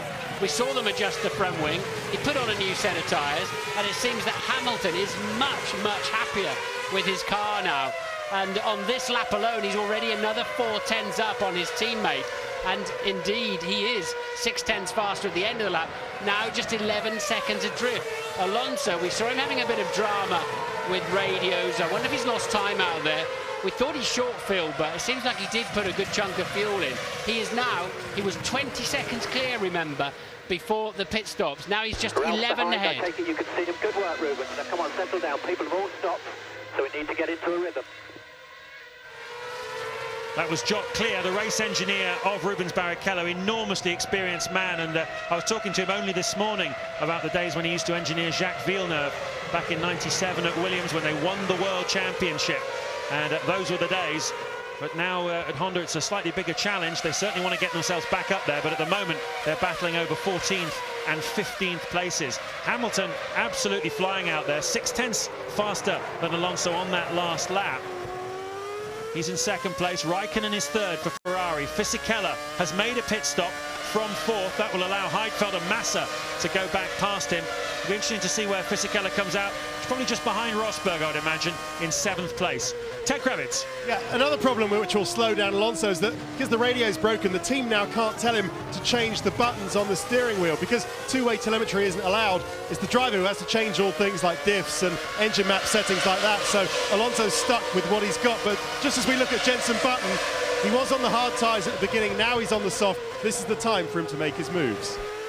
Yeah, it's a ship-to-shore system. They can't change the car from the pits, otherwise they could speed it up or indeed, of course, slow it down when it suited them. But Alonso should pretty much know where he wants to put his buttons. But he'll be looking at his pit board and getting a bit of a hurry-up, although that time around, Alonso and Hamilton absolutely matched on a 1:37.9. But clearly, Alonso not quite as comfortable. And the Massa did not get past Heidfeld, so it's ended up the top 5 are exactly the same. Alonso, Hamilton, Raikkonen third, Heidfeld fourth, then Felipe Massa in the Ferrari, Nico Rosberg sixth, David Coulthard seventh, the only man yet to stop. That was a look at Nick Fry, the team principal of Honda, a man who's banging a few heads together at the moment as they try and rediscover their competitiveness, because this time last year, Jenson Button came here, started on the front row, got a podium. He'd been on the pole in Australia, and well, they fired Jeff Willis, the technical director, midway through that season, and I don't know if it's unconnected, but certainly at the start of this year, they're absolutely nowhere. A lot of work to do at Honda then. Meanwhile, Hamilton, a few hundredths of a second faster on that last lap than Alonso, both lapping in the high 1:37s. And well, Kimi Raikkonen, you know, he lost a lot of time behind Fisichella. He lost about a second a lap behind Fisichella for 5 or 6 laps, I would say, in the run-up to that pit stop of Fisichella's. Feel free to have a go, Ralph. We haven't got much to lose. We haven't got much to lose. In other words, if you trip over him, well then, we're not going to score any points anyway from P16, so have a go. Yeah, I don't know how I'd receive that if I was out there trying to drive the car. But they're lapping about 2.5 seconds off the front-running pace. That's the kind of improvement they've got to make at Toyota and Honda. Although Jarno Trulli is about a second and a bit off the pace in the leading Toyota at the moment. He's up in P9. Well, we're in the phase now where the tyres have gone off a little bit on performance-wise. Alonso and Hamilton dropped in back into the 1:38. But just looking at Raikkonen, who is in third place, of course we know he put a lot of fuel in that car, so it is very heavy, and every lap's worth of fuel you carry around here slows you down by 1/10 of a second. We know he's going quite a bit further in this middle stint. So at the moment, he's making absolutely no impression on the McLarens at the front. They're pulling away from him at half a second a lap. They certainly were helped by Raikkonen getting stuck behind Fisichella. And really, at the moment, you have to say it has all worked out beautifully for the McLaren team. And we've seen how Ron Dennis, the team boss, is getting emotionally involved in this one, coming off the pit wall, making personally sure that everything happens. He is so up about this championship. He has these 2 wonderful drivers. He's really excited in a way that we haven't really seen for many, many years. And, well, it is great to see. Hamilton now a full 10 seconds ahead of Raikkonen. We saw before the pit stops began, Raikkonen was on his gearbox. So it has worked out very well for Lewis in terms of his in-lap, his pace into the pit lane, into the speed line, the stop. And, of course, Raikkonen, as you say, James, held up in traffic too.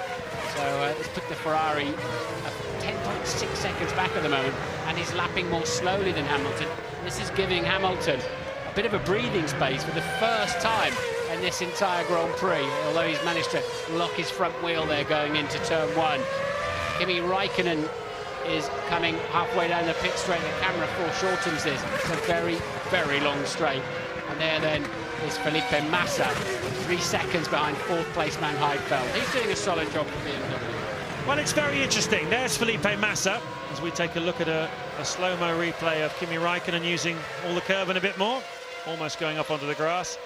And you look at Massa, and he's got Rosberg just over 5 seconds behind him in the Williams, riding on board with Ralf Schumacher here down in 15th place. So that Williams is keeping the Ferrari honest there, absolutely no doubt about it. Massa's running in clear air. He's 3 or 4 seconds behind Heidfeld in 4th place. And it's just not happening here for Ferrari. It's as simple as that. Alonso leads by 10 seconds. Hamilton's catching him. Raikkonen's 3rd, Heidfeld's 4th, Massa's 5th, Rosberg is 6th. David Coulthard pits from 7th, which means Fisichella moves up into that spot, and Trulli rounds out the top 8.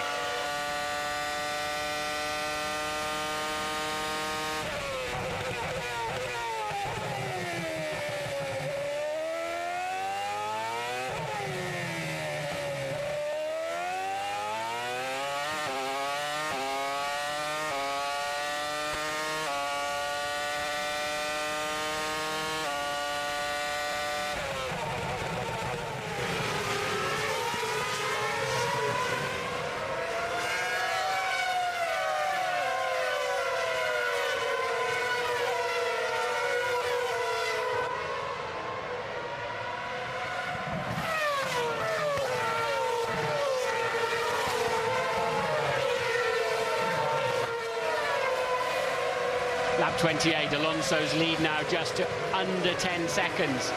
So that's 1.8 seconds Hamilton's taking out of him. And Alonso very clearly not going as well in this phase of the Grand Prix since the change of tyres and a bit of a refuel. He was waltzing away earlier on, and suddenly the tables have turned.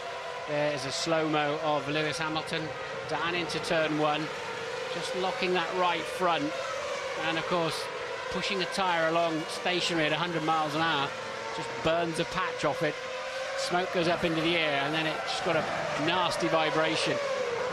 An incident like that, as the BMW pits, and slightly out of sequence, I would have thought, so we're expecting that to be Kubica, who pitted quite early, and it is indeed. He pitted quite early in the race with a problem. But a little lock-up like that, you will feel it. You'll feel the vibration, but it won't be a big drama for Lewis Hamilton. Changing a nose is a bit more of a drama for Robert Kubica, who's had such a tough race here. Seemed to be struggling earlier on with drive, came into the pits. They obviously reset something there, as it gave him some tyres and some fuel at the same time. He's back out again, having taken on a new nose, and the bad luck run continues for Kubica. Just can't make it happen for himself. Teammate Heifeld, meanwhile, up in 4th place and looking very good once again. Considering the car he's got under him, Heifeld is going to be a candidate for driver of the day at this rate. Only 4 seconds behind the Ferrari. Very impressive drive by the bearded Nick Heidfeld.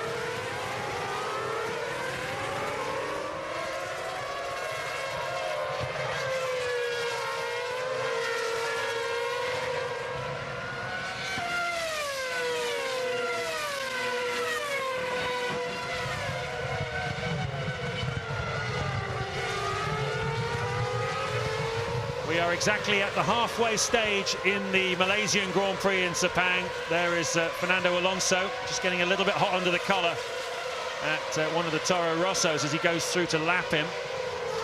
Well, Alonso has led this race pretty much since the start, apart from the pit stop period.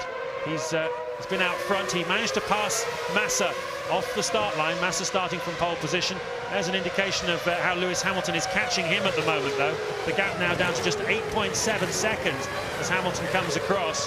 Hamilton managed to pass Massa as well, and Raikkonen into turn 1. So it was a McLaren 1-2 in the early stages of the Grand Prix. And what happened then was Alonso scampered away. Lewis held up the 2 Ferraris to give Alonso a really nice big margin. And then Massa made a mistake. 2 mistakes, in fact, trying to pass Lewis Hamilton. The first one he got away with. The second one cost him dearly. He went off onto the grass and lost places to Raikkonen and Heidfeld. And basically, he's not really recovered from that. Felipe Massa, the pole sitter, then back in 5th place, half a minute behind Alonso. Raikkonen, well, he couldn't get past Hamilton either. And then he got held up by Fisichella during the pit stop period. So he is now 20 seconds behind race leader Alonso in 3rd place. And it's just not really working out for Ferrari tactically. And I'm sure we'll be asking the question afterwards with Steve and Mark, but you have to wonder whether they're missing Ross Brawn there, because you'd have to say that tactically it's not been their most astute performance for Ferrari. In contrast, McLaren have got it absolutely spot on.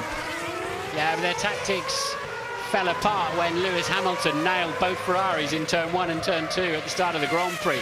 That's where it went so badly wrong for them, and Hamilton was then struggling for pace, which he certainly is not doing at the moment. Alonso's really having to push hard now to match him 10 for 10 through the various sectors of the lap. Hamilton now just 8.4 seconds behind Alonso, 12 and a half ahead of Raikkonen. Rubens, we are sticking to plan. We're sticking to plan. The numbers don't add up for an extra stop. Okay, so that means maybe they're going to 1 stop, or maybe they're going to carry on doing 2 instead of 3. Rubens has probably been on the radio saying, I can't cope with it, do something with this car, give me a fresh set of tyres. And whatever he asked for, the answer is no. Well, we talked earlier on about the physical challenge of Malaysia. 56 laps around here, an hour and a half in the baking heat. It's 54 degrees track temperature, 34 the air temperature. With all these long corners just sapping you, dehydration as well. They lose about 4 litres of body fluid during the course of a Grand Prix. It'll be very interesting in the closing stages to see how Lewis Hamilton's fitness holds up. I'm told by the doctor at McLaren, whose name is Aki, as a former Finnish Olympic doctor, that Hamilton is an absolutely superb athlete, as good as any you'd find in the Olympic Games. He's got that kind of physique that can take the stress and has the stamina to do it. So we're expecting no problems for him, but it is a supreme physical test. And in the closing stages, that's when the concentration starts to go and the fatigue starts to creep in, and that's when the mistakes start to happen because you're dehydrated. Well, what's going on at Ferrari? They're third and they're fifth. They got jumped at the start, we know, but don't seem to have got it right at the stops. Maybe Ted Kravitz can tell us a bit about it. Well, James, I've just been into Ferrari and I've been asking that question exactly. Why aren't you very quick? And they're a bit bemused. They said, and this is a quote, "The difference is not one that we've seen so far this weekend in practice or in qualifying," which is putting it mildly. But they do feel, as you said, that they were badly compromised by that first stint, where they thought they'd get ahead and they'd be able to build up a bit of a gap. So that kind of ruined their race, and they haven't been able to get back. No particular problems with the car, but the drivers just can't drive it very quickly. It's just not quick enough at the moment. Well, at the moment, part of the reason why they're not as quick is because they've got more fuel in the car. They seem to be picking the pace up a little bit now, and on that last couple of laps, Raikkonen and Massa were both lapping in low 138s. And given that they've got, in my estimation, about 7 or 8 laps more fuel in the car, that means they are actually fuel adjusted quicker than the McLarens at this point in the Grand Prix. The problem is they've lost so much time earlier on. Hamilton has just nibbled another 10th out of Alonso's lead, down to 8.3. I'll go through the 20 remaining runners for you. Let you know how your favourite drivers do. We'll listen to this first. Please go to mode 4 for 3 laps for the engine. Mode 4, please. For the engine, suggesting it's to give it a bit of a breather, and maybe it's running a bit hot. So Alonso leads then from Hamilton second, Raikkonen third, Heidfeld fourth for BMW, Massa, Ferrari fifth, Rosberg, another storming drive in sixth for Williams, Toyota, Fisichella seventh, apparently possibly on a one-stopper, Trulli eighth for Toyota, Kovalainen ninth for Renault, under pressure from Wirtz in the second Williams, who's 10th. 2 Red Bulls, Linus third, 11th Webber, 12th Coulthard, Barrichello 13th, Button 14th in the 2 Hondas. Speed for Toro Rosso is 15th, Sato 16th, and his teammate Davidson 17th, just behind him, 2.6 seconds behind him in fact. Liuzzi Toro Rosso 18th, Ralf Schumacher, having pitted twice, is 19th. He appears to have a faster car than that, doesn't he? And Kubica, with all sorts of dramas, out of sync on his pit stop, is 20th and the final runner. The 2 spikers are out, one spinning off on the first lap and the other with some kind of fire or engine drama. Albers and Sutil. Well, Davidson was in front of Sato in the early running, so obviously Sato's got past him and he's now 2.5 seconds in front of him. And as for Ralf Schumacher and Jarno Trulli, they started next to each other on the grid in 8th and 9th places. Trulli is still in 8th place, but Ralf Schumacher, as you said, is down in 19th place, so not such a good day for him. That's very interesting. I can't believe that Fisichella can do a one-stop. Given his lap times at the moment, they're competitive with the Williams. Mid 1:35s, he'd be slower than that if he was fueled to the finish, surely. But that will make life very interesting with the battle between him, Trulli, Kovalainen and Wirtz over the final points here this afternoon. That will be really worth watching later on, I think, because it's going to get very tight between those cars. Yes. Certainly not tight at the front, though. Alonso, Hamilton, 8 seconds the margin, but 21 now. Raikkonen is behind the race leader, Alonso. Yeah, you're heading towards a pit stop advantage for Fernando Alonso over the Ferraris. You have to assume, as we're now 33, on that 33 of this 56 lapper, that Hamilton would be requested, if he were able to catch Alonso, to at least hold station. And with the 2 Ferraris out of position in 3rd and 5th. Alonso, lap 33, leads Lewis Hamilton by 8.3 seconds.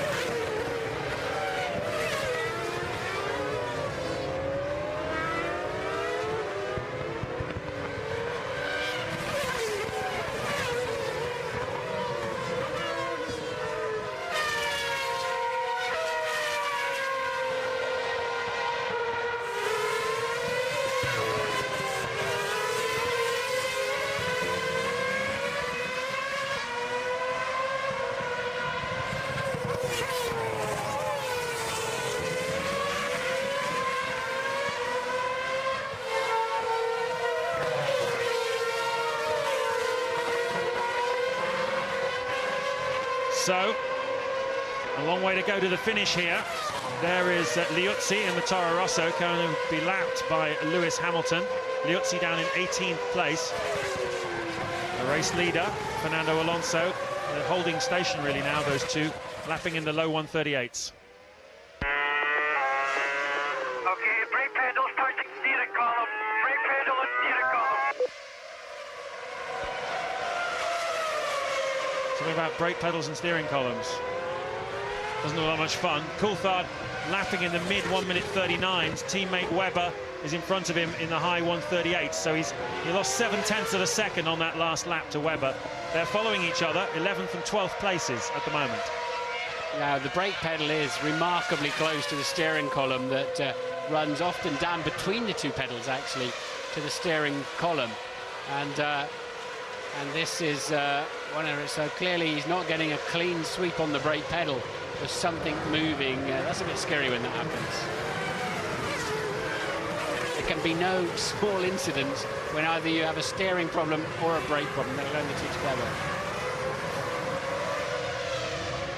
So there is Massa, still tucked up behind Nick Heidfeld in 5th place. I wonder what's going through his mind at the moment. He should have enough of a speed advantage to at least have a go at Heidfeld, but he seems content to grind it out, knowing that he's going to be running longer on the fuel. We'll try and pick the place up later, but that mistake he made trying to pass Hamilton has cost him dearly.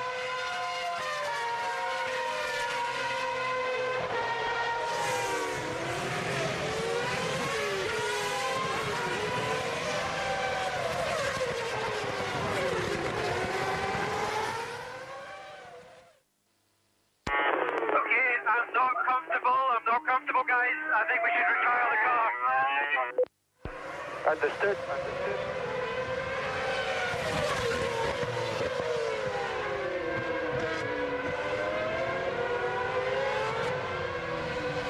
22 laps to go here in Sepang, Malaysia. David Coulthard's got a problem with his brake pedal. He radioed in to the team that it seems to be rubbing against the steering column. He's had a few problems getting the car slowed down in a few corners. You're riding on board here with Felipe Massa. The story so far of this exciting Malaysian Grand Prix, McLaren up front. They got the jump at the start. Alonso took the lead from Massa. Hamilton also managed to pass Felipe Massa, the pole sitter, into the opening two corners. He then held up the two Ferraris for quite a long period of time, allowing Alonso to build what is now beginning to look very much like a winning margin in this Grand Prix here. Through the pit stops, Ferrari not able to really do anything. And as a result of a move that Massa tried to make before the pit stops on Lewis Hamilton to take that second place, he went off onto the grass and dropped himself behind both Raikkonen and Heidfeld. He has not recovered from that. He is still down in 5th place, half a minute behind race leader Alonso. At the moment, it's very much advantage McLaren. We've got 20 cars still running here. We've lost the two spikers of Albers and Sutil, and other drivers worth mentioning are having a great day here this afternoon. Nick Heidfeld, who is absolutely fantastic in the BMW, in 4th place. Massa can't get past him, and he's only 7 seconds behind the Ferrari of Raikkonen. And Rosberg, who's holding on to the Ferrari of Massa, just over 6 seconds behind him in 6th place. Massa's catching Heidfeld quite quickly now, and they're coming up to a lot of traffic. So Heidfeld could come under the most pressure he has been for a while from the second Ferrari of Massa. Massa really needs to make something stick here to do something better with his afternoon. Several drivers have been in for their second stops. Burt's probably being the best placed one of them. He's then back down to 12th after that stop, but still going very well in the Williams Toyota. But Heidfeld then has lost a couple of seconds to this Ferrari in the last 2 laps. Well, looking at the lap times at the moment, Raikkonen in 3rd place is lapping at the same pace as the two McLarens, and we think he's got a fair bit more fuel in the car than them. So the speed is in this Ferrari. They were definitely compromised by what happened at the start and being held up behind Hamilton. It was a tactical game by McLaren and by Hamilton. It worked perfectly, but certainly McLaren have made some gains as we take another look at that lock-up for the Red Bull. McLaren have definitely made gains. They are closer to Ferrari on pace, but judging by the way things are going at the moment, I think the Ferrari is still the quicker car. It's just that it's not working out for them tactically this afternoon. Bit of an error there from Felipe Massa, went in a bit hot to turn 1. He's steering at the back of. They're coming up to Kubica to lap him. Kubica with misfire problems made an early pit stop, surprised the team. Rear tyres weren't ready. Been a miserable afternoon for him, and he'll have to simply leap out of the way when the blue flags start waving, as he is about to be lapped by his teammate. That's a recurring nightmare for any driver, to get lapped by your teammate, almost whatever the circumstances. Well, those of you who follow Grand Prix racing closely will be aware there's been a discussion about flexible floors, an aerodynamic advantage, the floor flexing at top speed and giving perhaps some advantage there. And well, after the Australian Grand Prix, McLaren raised the issue. They don't use it, and obviously one or two teams up and down the pit lane did. Ferrari were one of the teams, and they changed a small part of a spring apparently on the car. Everybody had to change something, but the people who had to change the most were Red Bull, Honda and Renault apparently. But it was they were changing things on the floor. Ferrari just something on the little spring system. Everybody had a little something to do. Has it harmed their competitiveness here? Hard to say really, just judging by the way the race has gone. They still look pretty fast, and I'm sure we'll see that again in Bahrain next weekend. Little lock up there for Felipe Massa, but certainly for sure the performance of McLaren has caught Ferrari by surprise here this weekend. David Coulthard, we're being told, has retired from this Grand Prix. He was running in 11th place, but having problems with the brakes. I'm sure we'll hear from him shortly. But we're told he's out of this race.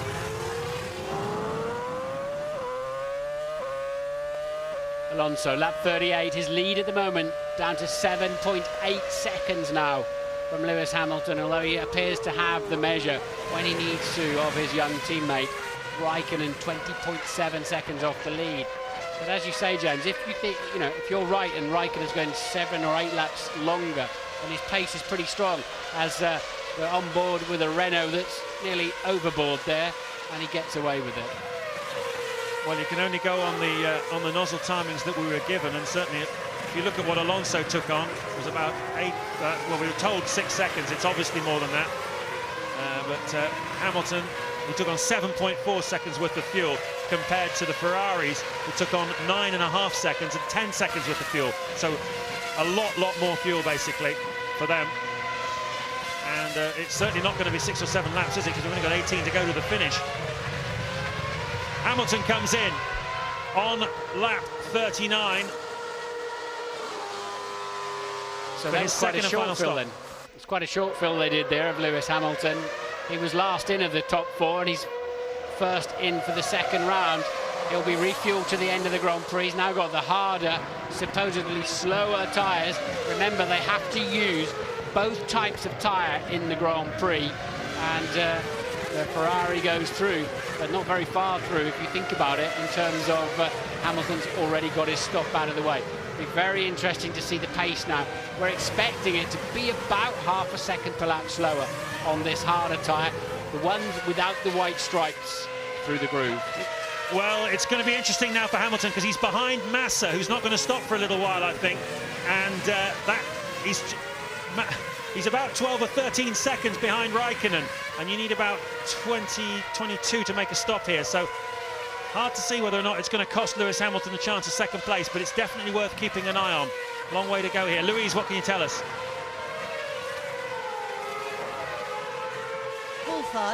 There's a problem with the steering column on his car locking. David is out of the car, but he has still got his helmet on, and the team are working on the car, and they're going to try and get him out again. So I'll let you know if they manage to do that.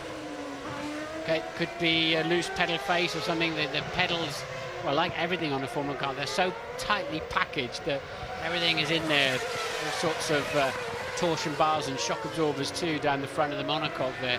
Clearly, David Coulthard feeling something's interfering with the brake action, and he stopped off. So clearly put him out of any chance of some World Championship points. Teammate Mark Webber up in 10th at the moment, but he's yet to stop. Wirtz is behind him, who has stopped twice. Okay, well, the information we were given about Alonso's first stop was clearly very wrong. It was a lot more than 6 seconds, because he's very much still out there in the lead, and therefore that tactic is not going to play out the way we expected it to. The Ferraris, though, well, they definitely took on a lot of fuel, and are going deep into this race. Just 17 laps to go. Clearly, they don't want to use the harder tyre for any longer than they absolutely have to. So it's going to be a pretty short final stint for Alonso, Raikkonen and Massa. crucial question as far as Hamilton is concerned is he going to get held up behind Massa? He is at the moment. He's 1.5 seconds behind him. And is Massa going to be used to try and get that extra place for Raikkonen by holding up Hamilton? We will see. We're riding on board with Felipe Massa, currently lapping in the mid-138s, which is 1.5 seconds slower than Alonso at the front. But watch him like a hawk here. Making adjustments with his right hand just to the brake balance. McLaren, we're being told, whoa, he made an adjustment, Martin, to the brake balance, and the next corner he went deep and missed his braking point. Yeah, he's still fumbling around down there, so Massa not comfortable. Alonso really attacked the line, but he doesn't need to, and Ted Kravitz is down there. Yeah, Fernando Alonso, race leader, into the pits, and this should go well. It's the set of hard tyres going on at this stop. The McLaren boys go to work. About 60-65 kilos of fuel go in. There's no problems with a stop so far, and that's very good. And just by the way, Fisichella will be coming in shortly for a second stop. Thank you, Ted. There is Kimi Raikkonen coming down the main straight, but he has still got to make another pit stop. Alonso comes out behind him. There he is, coming back out into second place then, behind Raikkonen. Heidfeld, you can see coming through now in the BMW. He is third. With Hamilton there, he is in fourth, having made his second stop. Heidfeld has not made his second stop yet. In comes Massa. Yeah, and the traffic works out beautifully for Fernando Alonso. Nobody in front of him apart from Raikkonen, who will surely pit quite soon. So Massa only goes,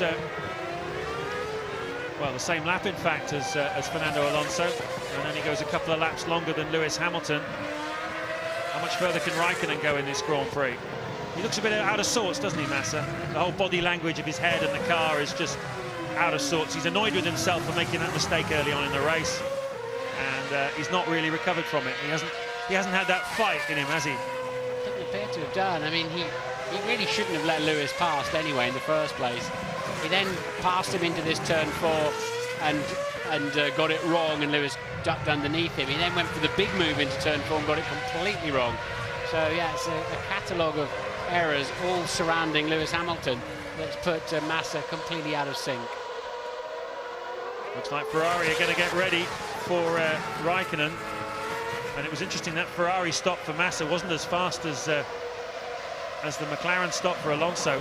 So McLaren really sharp on the pit work. Ferrari not quite got the edge. Let's have a look how this one goes for Raikkonen.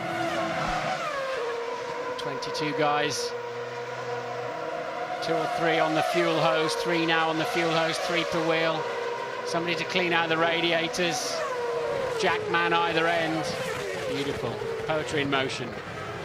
Very tidy. There goes the race leader. Alonso back through, Hamilton through as well.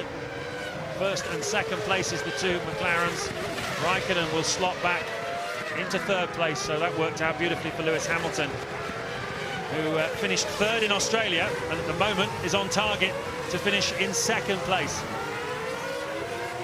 Nick Heidfeld is there at the moment, yet to make his second stop of the afternoon, but he will have to do it very shortly and will drop back behind. So there is the top 8 with 15 to go here in Sepang.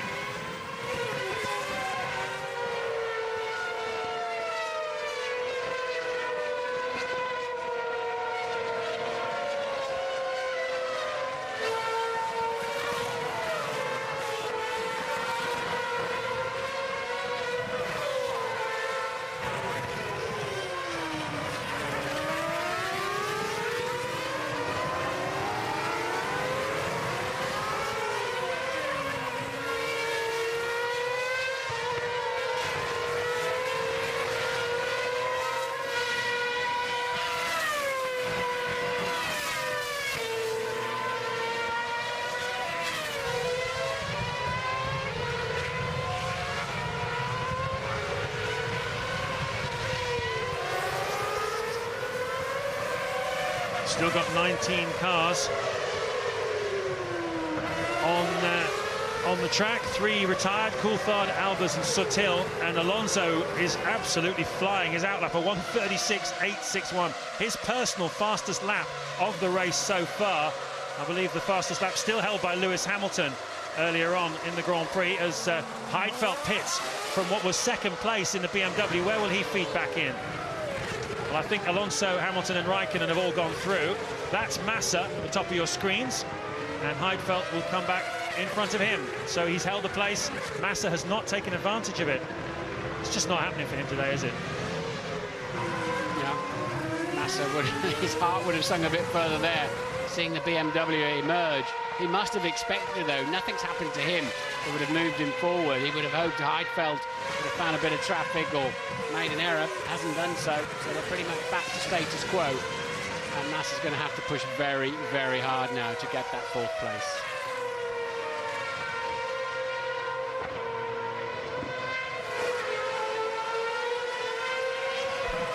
Yeah. Looking a bit further down the field, the Honda Works car of Rubens Barrichello in 12th place has been lapped. So has Jenson Button, his teammate, who's 2.5 seconds behind him, as we jump on board with Button. And they've got themselves in front of the Super Aguris. Look at the G-forces. 4G of braking, and then the lateral G you see in orange. Braking G is in red. Lateral G, sideways G if you want, is in orange. Just watch it go red when he hits the brakes at the end of this straight.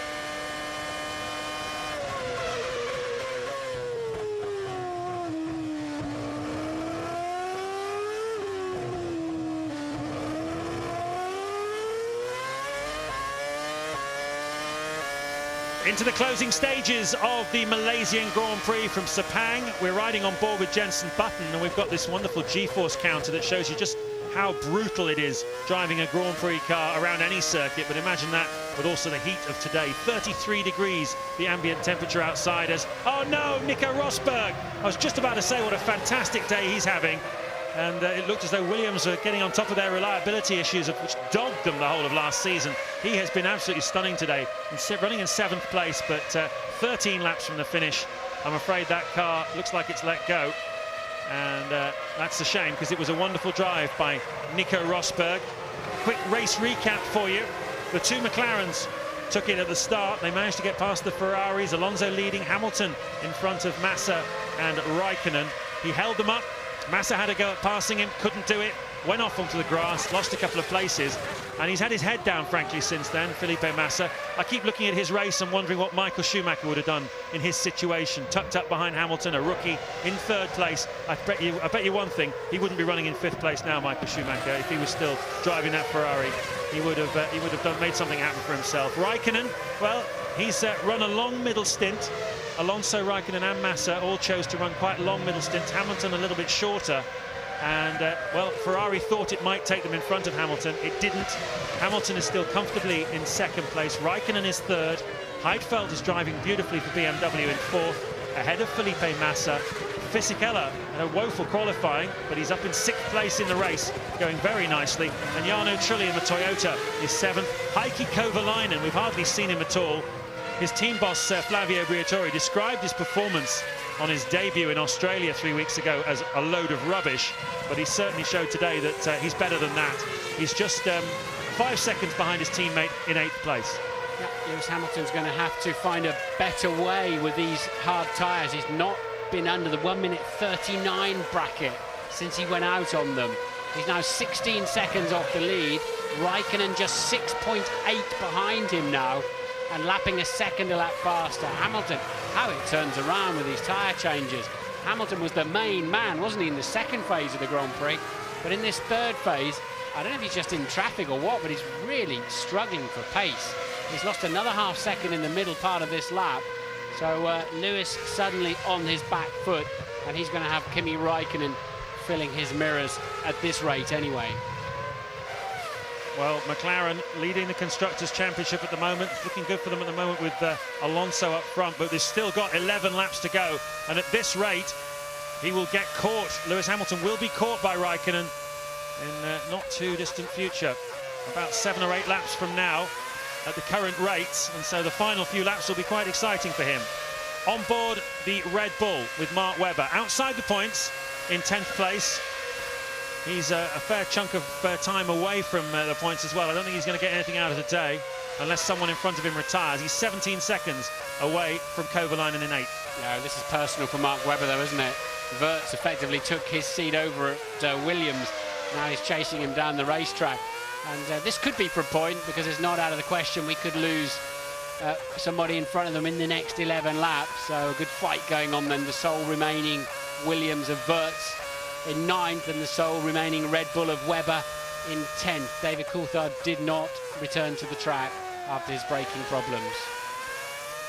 Running a little bit different line now, from Alex Wirtz. You see the rev counter there, up to 19,000 RPM. New rules for 2007, engines limited to 19,000 RPM. You can't go any more than that. Of course, that has the effect of being a lot kinder on the engine. They were reaching 20,000 RPM, and we should see a lot less engine failures in 2007 as a result of it. It's one of the cost-saving measures. It's one of those things that the public doesn't really notice the difference between 20,000 RPM and 19,000 RPM, but it saves millions and millions and millions of pounds, which the governing body, the FIA, and its president, Max Mosley, quite rightly feel is completely wasted when they still sound good, they go very fast, and that's the most important thing. Webber's much more confident on the brakes in the Red Bull. Plenty of black brake dust coming off that Williams of Alex Wirtz, and you just wonder if he's beginning to struggle in the braking zones in the Williams. Alonso now 18 seconds ahead of Hamilton, who's only 5.6 ahead of Raikkonen. We're going to have a big squabble on for second place between Lewis Hamilton and Kimi Raikkonen. They've now dropped Heidfeld, who still has the ever-present Felipe Massa behind him, 1.4 seconds behind him in 5th place. Fisichella in 6th, 23 seconds adrift for Renault, who's a minute off the lead as well. Of course, the question, I mentioned it earlier on about this racetrack, you know, is it the hard tyres he's struggling to get a balance on, or is it the fact that he's done 46 laps in the sweltering heat? This is only his 2nd Grand Prix, and frankly, he's a bit knackered. Well, I'd be surprised if he is, but, you know, gym fitness and physical fitness compared to race fitness in these kind of conditions, it is a different deal. But I'd be very surprised if Lewis is struggling physically. I would be surprised as well, but worth asking the question. Looking at him walking around a paddock, he looks like an athlete. And off the track goes the BMW of Robert Kubica. It's not been a great afternoon for him.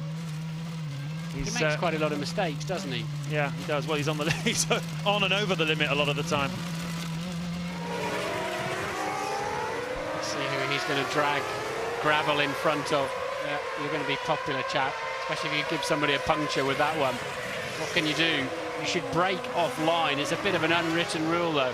It's the famous turn 7 and 8, get it wrong on the way in, and there's 8 sort of pops up and surprises you. There's nothing you can do.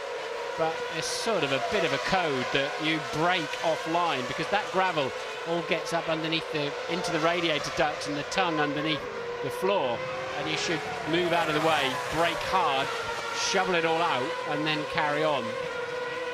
Well, regardless, look at those stones, everyone driving through them. Regardless of the situation of Lewis Hamilton and what's causing his lack of pace at the moment. The last lap, 0.6 of a second slower than teammate Alonso. Only 0.4 though slower than Raikkonen, so he's pegged it a little bit. Yeah. Raikkonen is not catching him at the same rate. But with 9 to go here, just give us a little insight into what it feels like when you're at the end of a Grand Prix. You know, that sort of tiredness starts to creep in. You just want the guy behind to go away. You know, if you're as Lewis is now, he's pretty much nailed in 2nd. He's not got a lot to gain. He's got plenty to lose with Raikkonen. And you come around and you see your pit board. Your only information really at this stage is your pit board in terms of how the other guy is doing. And then, just get off my back, leave me alone. But Raikkonen doesn't look like he's in the mood to do that. There you can see what has been happening. That's been the last 3 laps, and you can see that Lewis has managed to bring the gap down, if you like. He's managed to resist the charge of Raikkonen a little bit more. It's still a fair chunk of time, 4.5 of a second. But let's not forget, all the cars now are fueled exactly the same, because they've only got to get themselves to the finish, plus the in-lap from that. And so you can see that the Ferrari is pretty fast at the moment. It's matched by the McLaren of Alonso, though. So in pure performance terms, right now at this stage of the Grand Prix, there's nothing in it between the McLaren of Alonso and the Ferrari of Raikkonen. Well, as Hamilton went through the Honda traffic, he lost another 0.6 of a second. Raikkonen has dispatched one of the Hondas already, and Lewis is going to come under significant pressure if it carries on at this rate. Kovalainen off the track, but something just flew off the car there, but not as bad as it was in Melbourne. This performance this weekend, out-qualifying his teammate Fisichella and running reasonably strongly. What looks like a point for him in 8th place will give him a lot of confidence, but when you think of the pressure he's under in that team, he's the man who replaced the reigning world champion Fernando Alonso at Renault. And, well, if you remember what Alonso used to do relative to Fisichella, and you'll see how much Renault have lost with Alonso moving on to the McLaren team. What's the margin now? Hamilton to Raikkonen, 4.2. He's trying to resist, isn't he? Yeah, he's lost 4/10 in this part lap alone. Liuzzi is 17th. There are 18 runners at the moment. Kubica's behind him, but he is just behind Anthony Davidson, who's having nothing like the weekend he did in Melbourne, unfortunately. And, well, these two teams under a lot of pressure for running clone cars. And you have to say, it's not really done them much good this weekend, has it? They're pretty much Super Aguri and Toro Rosso at the back of the pack. And there then is Rubens Barrichello between Hamilton. Hamilton has done a 38.3. That's his best lap for a while. 37.6 for Raikkonen. The gap down to 3.8 seconds. And it always helps when you can see the enemy and you sense you're catching them. And that's exactly what Raikkonen's just found out. Always easier, I imagine, to be the hunter rather than the hunted. Yeah. Running down that long, dark tunnel. Somebody coming running after you. But it looks further away than that, doesn't it? But it was just 3.8 seconds. Mind you, a Formula 1 car travels an awful long way in 3.8 seconds. Well, Jenson Button is receiving wave blue flags from the marshals around the racetrack. They've also got cockpit lights this year in Formula 1.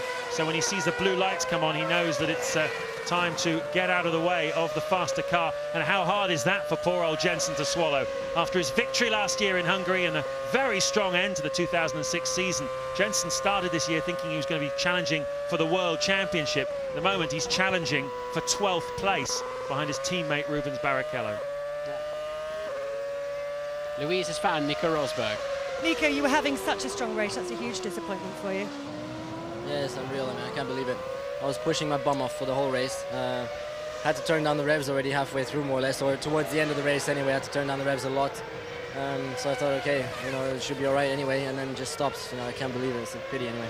What stopped? Was it the engine? It said hydraulics on my steering wheel. I have no idea what that means. Thanks, Nico. Yeah, it's always difficult to tell when there's smoke like that, as now there is no cars between Hamilton and Raikkonen, and the gap is down to 3.3. So it took another half second out of him, including passing Jenson Button somewhere out there.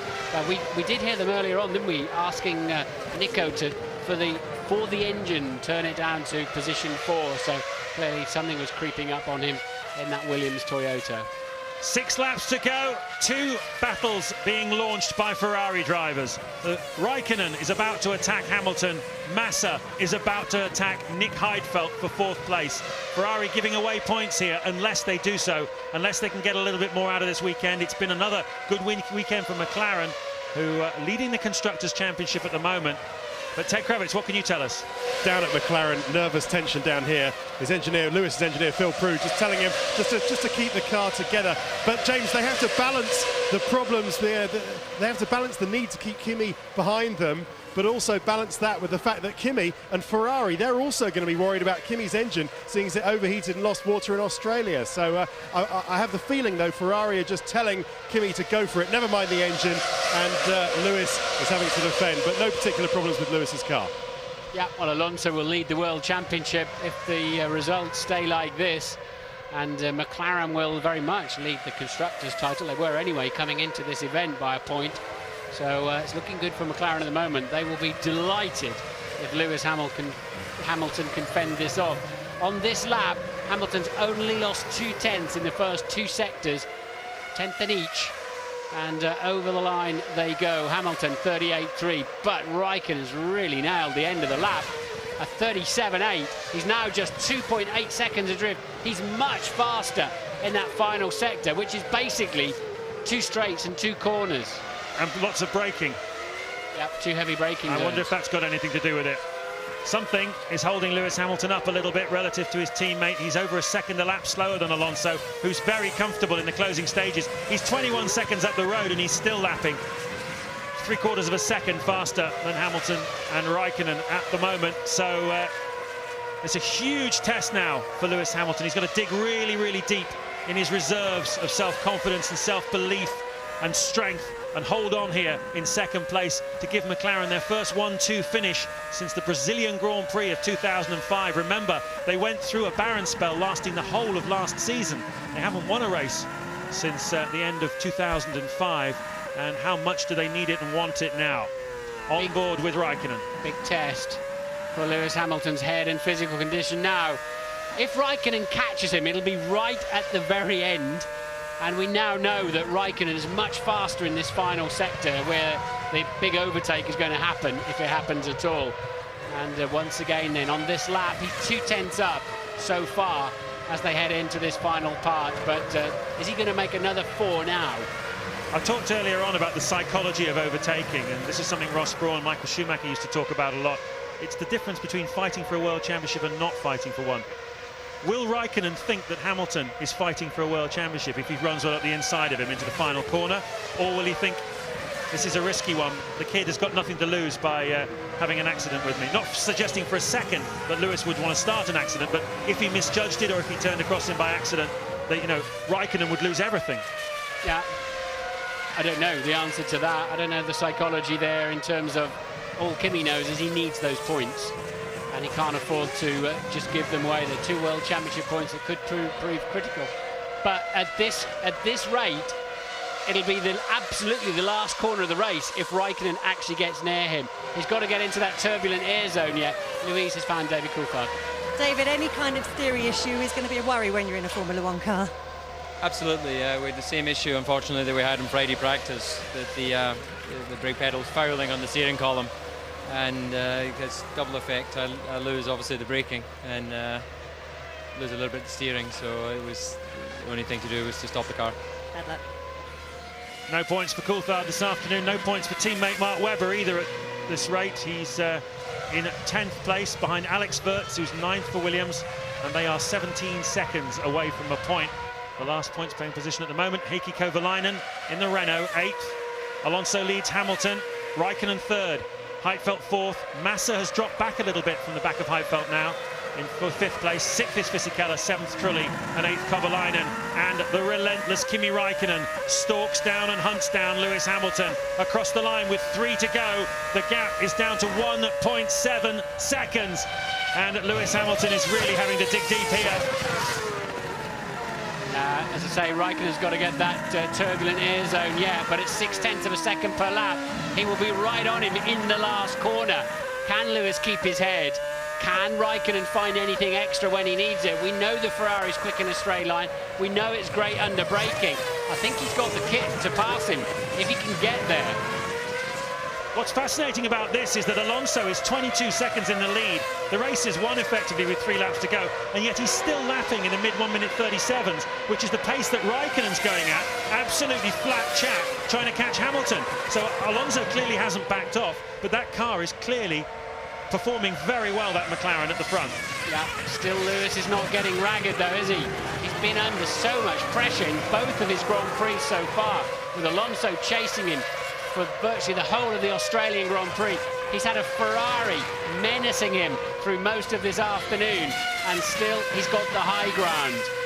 2.5 laps to go, 1.7 seconds was the advantage, and Raikkonen's taken another couple of tenths out in the first 2 sectors, and this is where he's faster still. He'll pick up some slipstream, will be his first advantage. He'll pick up some straight line speed pretty soon actually, and then he'll move into the 4/5 zone, where he'll start to understeer and struggle.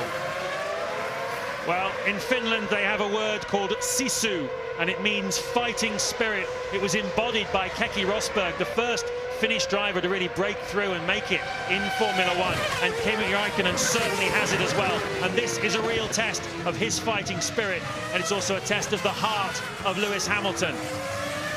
The last 2 laps of this Grand Prix, it's going to be a grandstand finish, whatever happens here. Alonso is well and truly up the road. Massa doesn't look as though he's going to be able to do anything about Heidfeld for 4th place, so huge disappointment for him, following on from the disappointment in Australia, where he was forced to start from the back of the grid. and he managed to come through into the points. Got a 6th place finish in Australia. Looks like 5th here, so not what he was expecting. But is Raikkonen going to chance a move on Hamilton in the closing stages here? Hamilton's looked strong in this middle sector, very strong. He lost a 10th in the first sector, middle sector coming up after the sweeping right-hander of turn 10, and he's done his fastest of the Grand Prix so far. No, that's Raikkonen. He's taken another 2/10 out. Raikkonen has found a bit of extra speed. Hamilton, though, still looking rock solid, and if he can just keep his head, Raikkonen is going to start feeling some understeer and instability soon as he gets into the turbulent air zone. And this is Massa locking a wheel, running really wide in turn 15, and that's not going to help him at all. The gap was 1.2, is now less than a second, it seems, as they head into the final lap.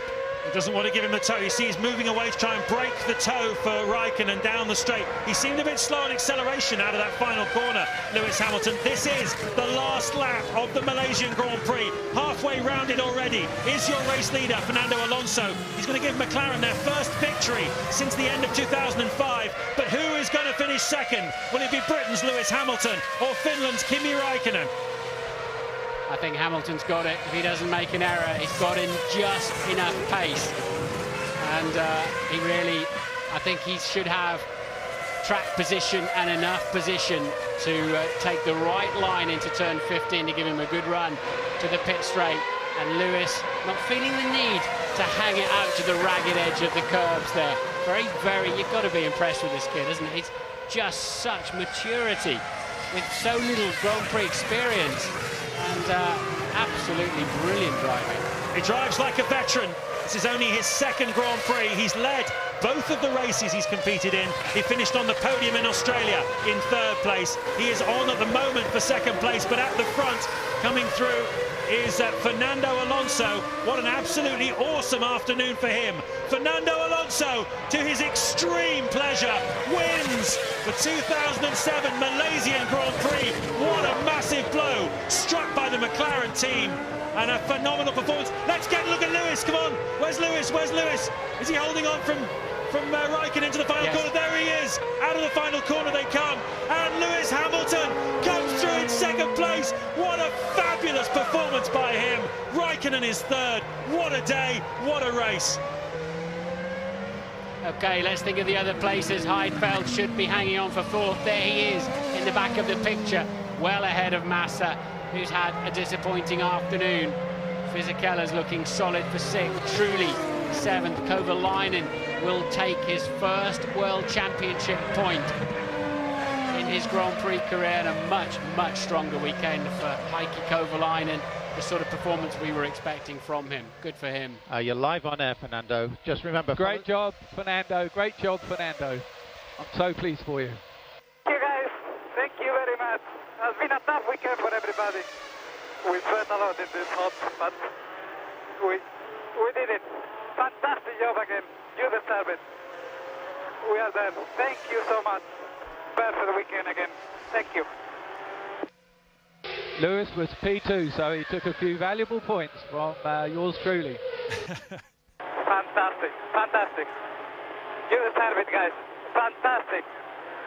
Thank you so much. You are the perfect guys, says Fernando Alonso. A wonderful performance by him. McLaren have a 1-2 finish, and well, we'll see the reaction in just a few moments' time.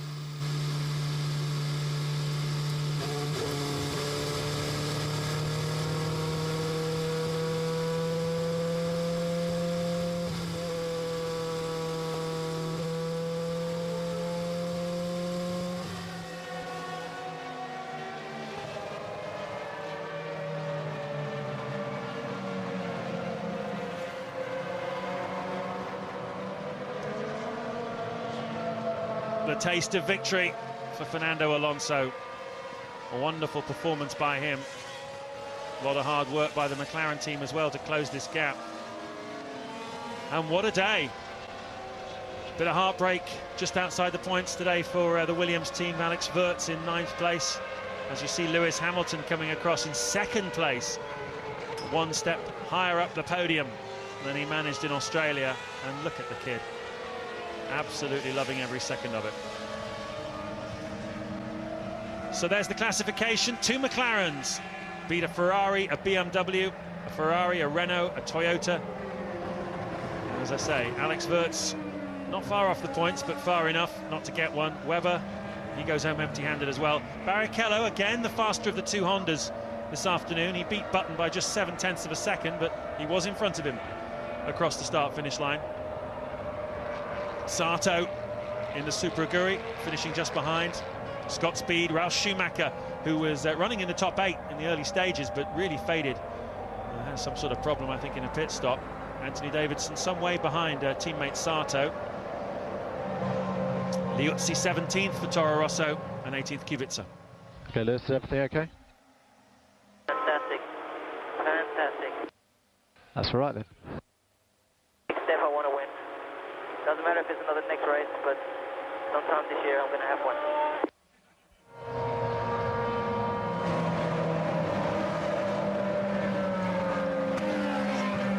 That was interesting. Lewis Hamilton. Sometime this season I'm going to have one. I want to win, he said. I'll tell you what, if he carries on driving like that, there's no doubt he will, and lots of them. 2 for 2 with podiums.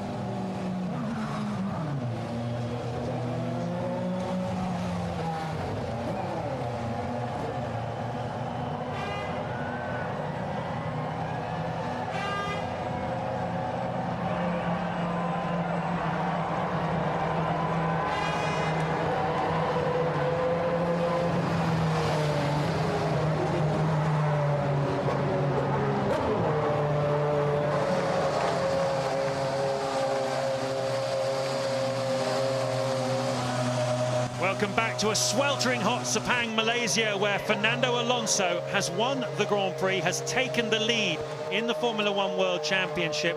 Kimi Raikkonen is second in the championship, but he couldn't get second place here today because Lewis Hamilton put in a heroic performance, having given Alonso the chance to break away early on. Alonso loves his wins. He celebrates them with ludicrous body moves, but he really does enjoy it. It's his 16th, I think it is, career victory, his first for the McLaren team, and it really is a tribute to everybody at Woking who's worked so hard to make this car competitive. After Australia they were some way behind, and look how quickly they've closed the gap to Ferrari, and this is going to be one heck of an exciting championship.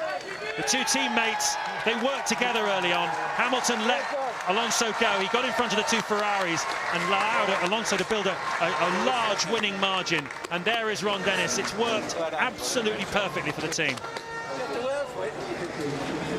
Alonso just 2 races then, changing teams to McLaren to take a victory. Absolutely sensational. Poor old Renault must see him doing that walk. They're so used to seeing the little jig on the bonnet of the Formula One car. They're so used to seeing him do on their car, but it's now for McLaren. A 1-2 then for McLaren. Pretty solid point scoring for them today. Tremendous turnaround from the performances in Malaysia, where basically Kimi Raikkonen was just cruising, from Australia, sorry, where Kimi Raikkonen was just cruising along. You have to say today, Alonso took it comfortably. There is Anthony Hamilton, Lewis's father. Over his shoulder there with the glasses is Paddy Lowe, who's a very important man there in the McLaren equation. He's head of the vehicle operations, vehicle dynamics, all that kind of stuff. They don't really have a technical director at McLaren, but he's very important in the picture, as are men like Mike Coughlin and Neil Oatley back at Woking, who worked on designing this car. And here are the scenes. Look at Raikkonen.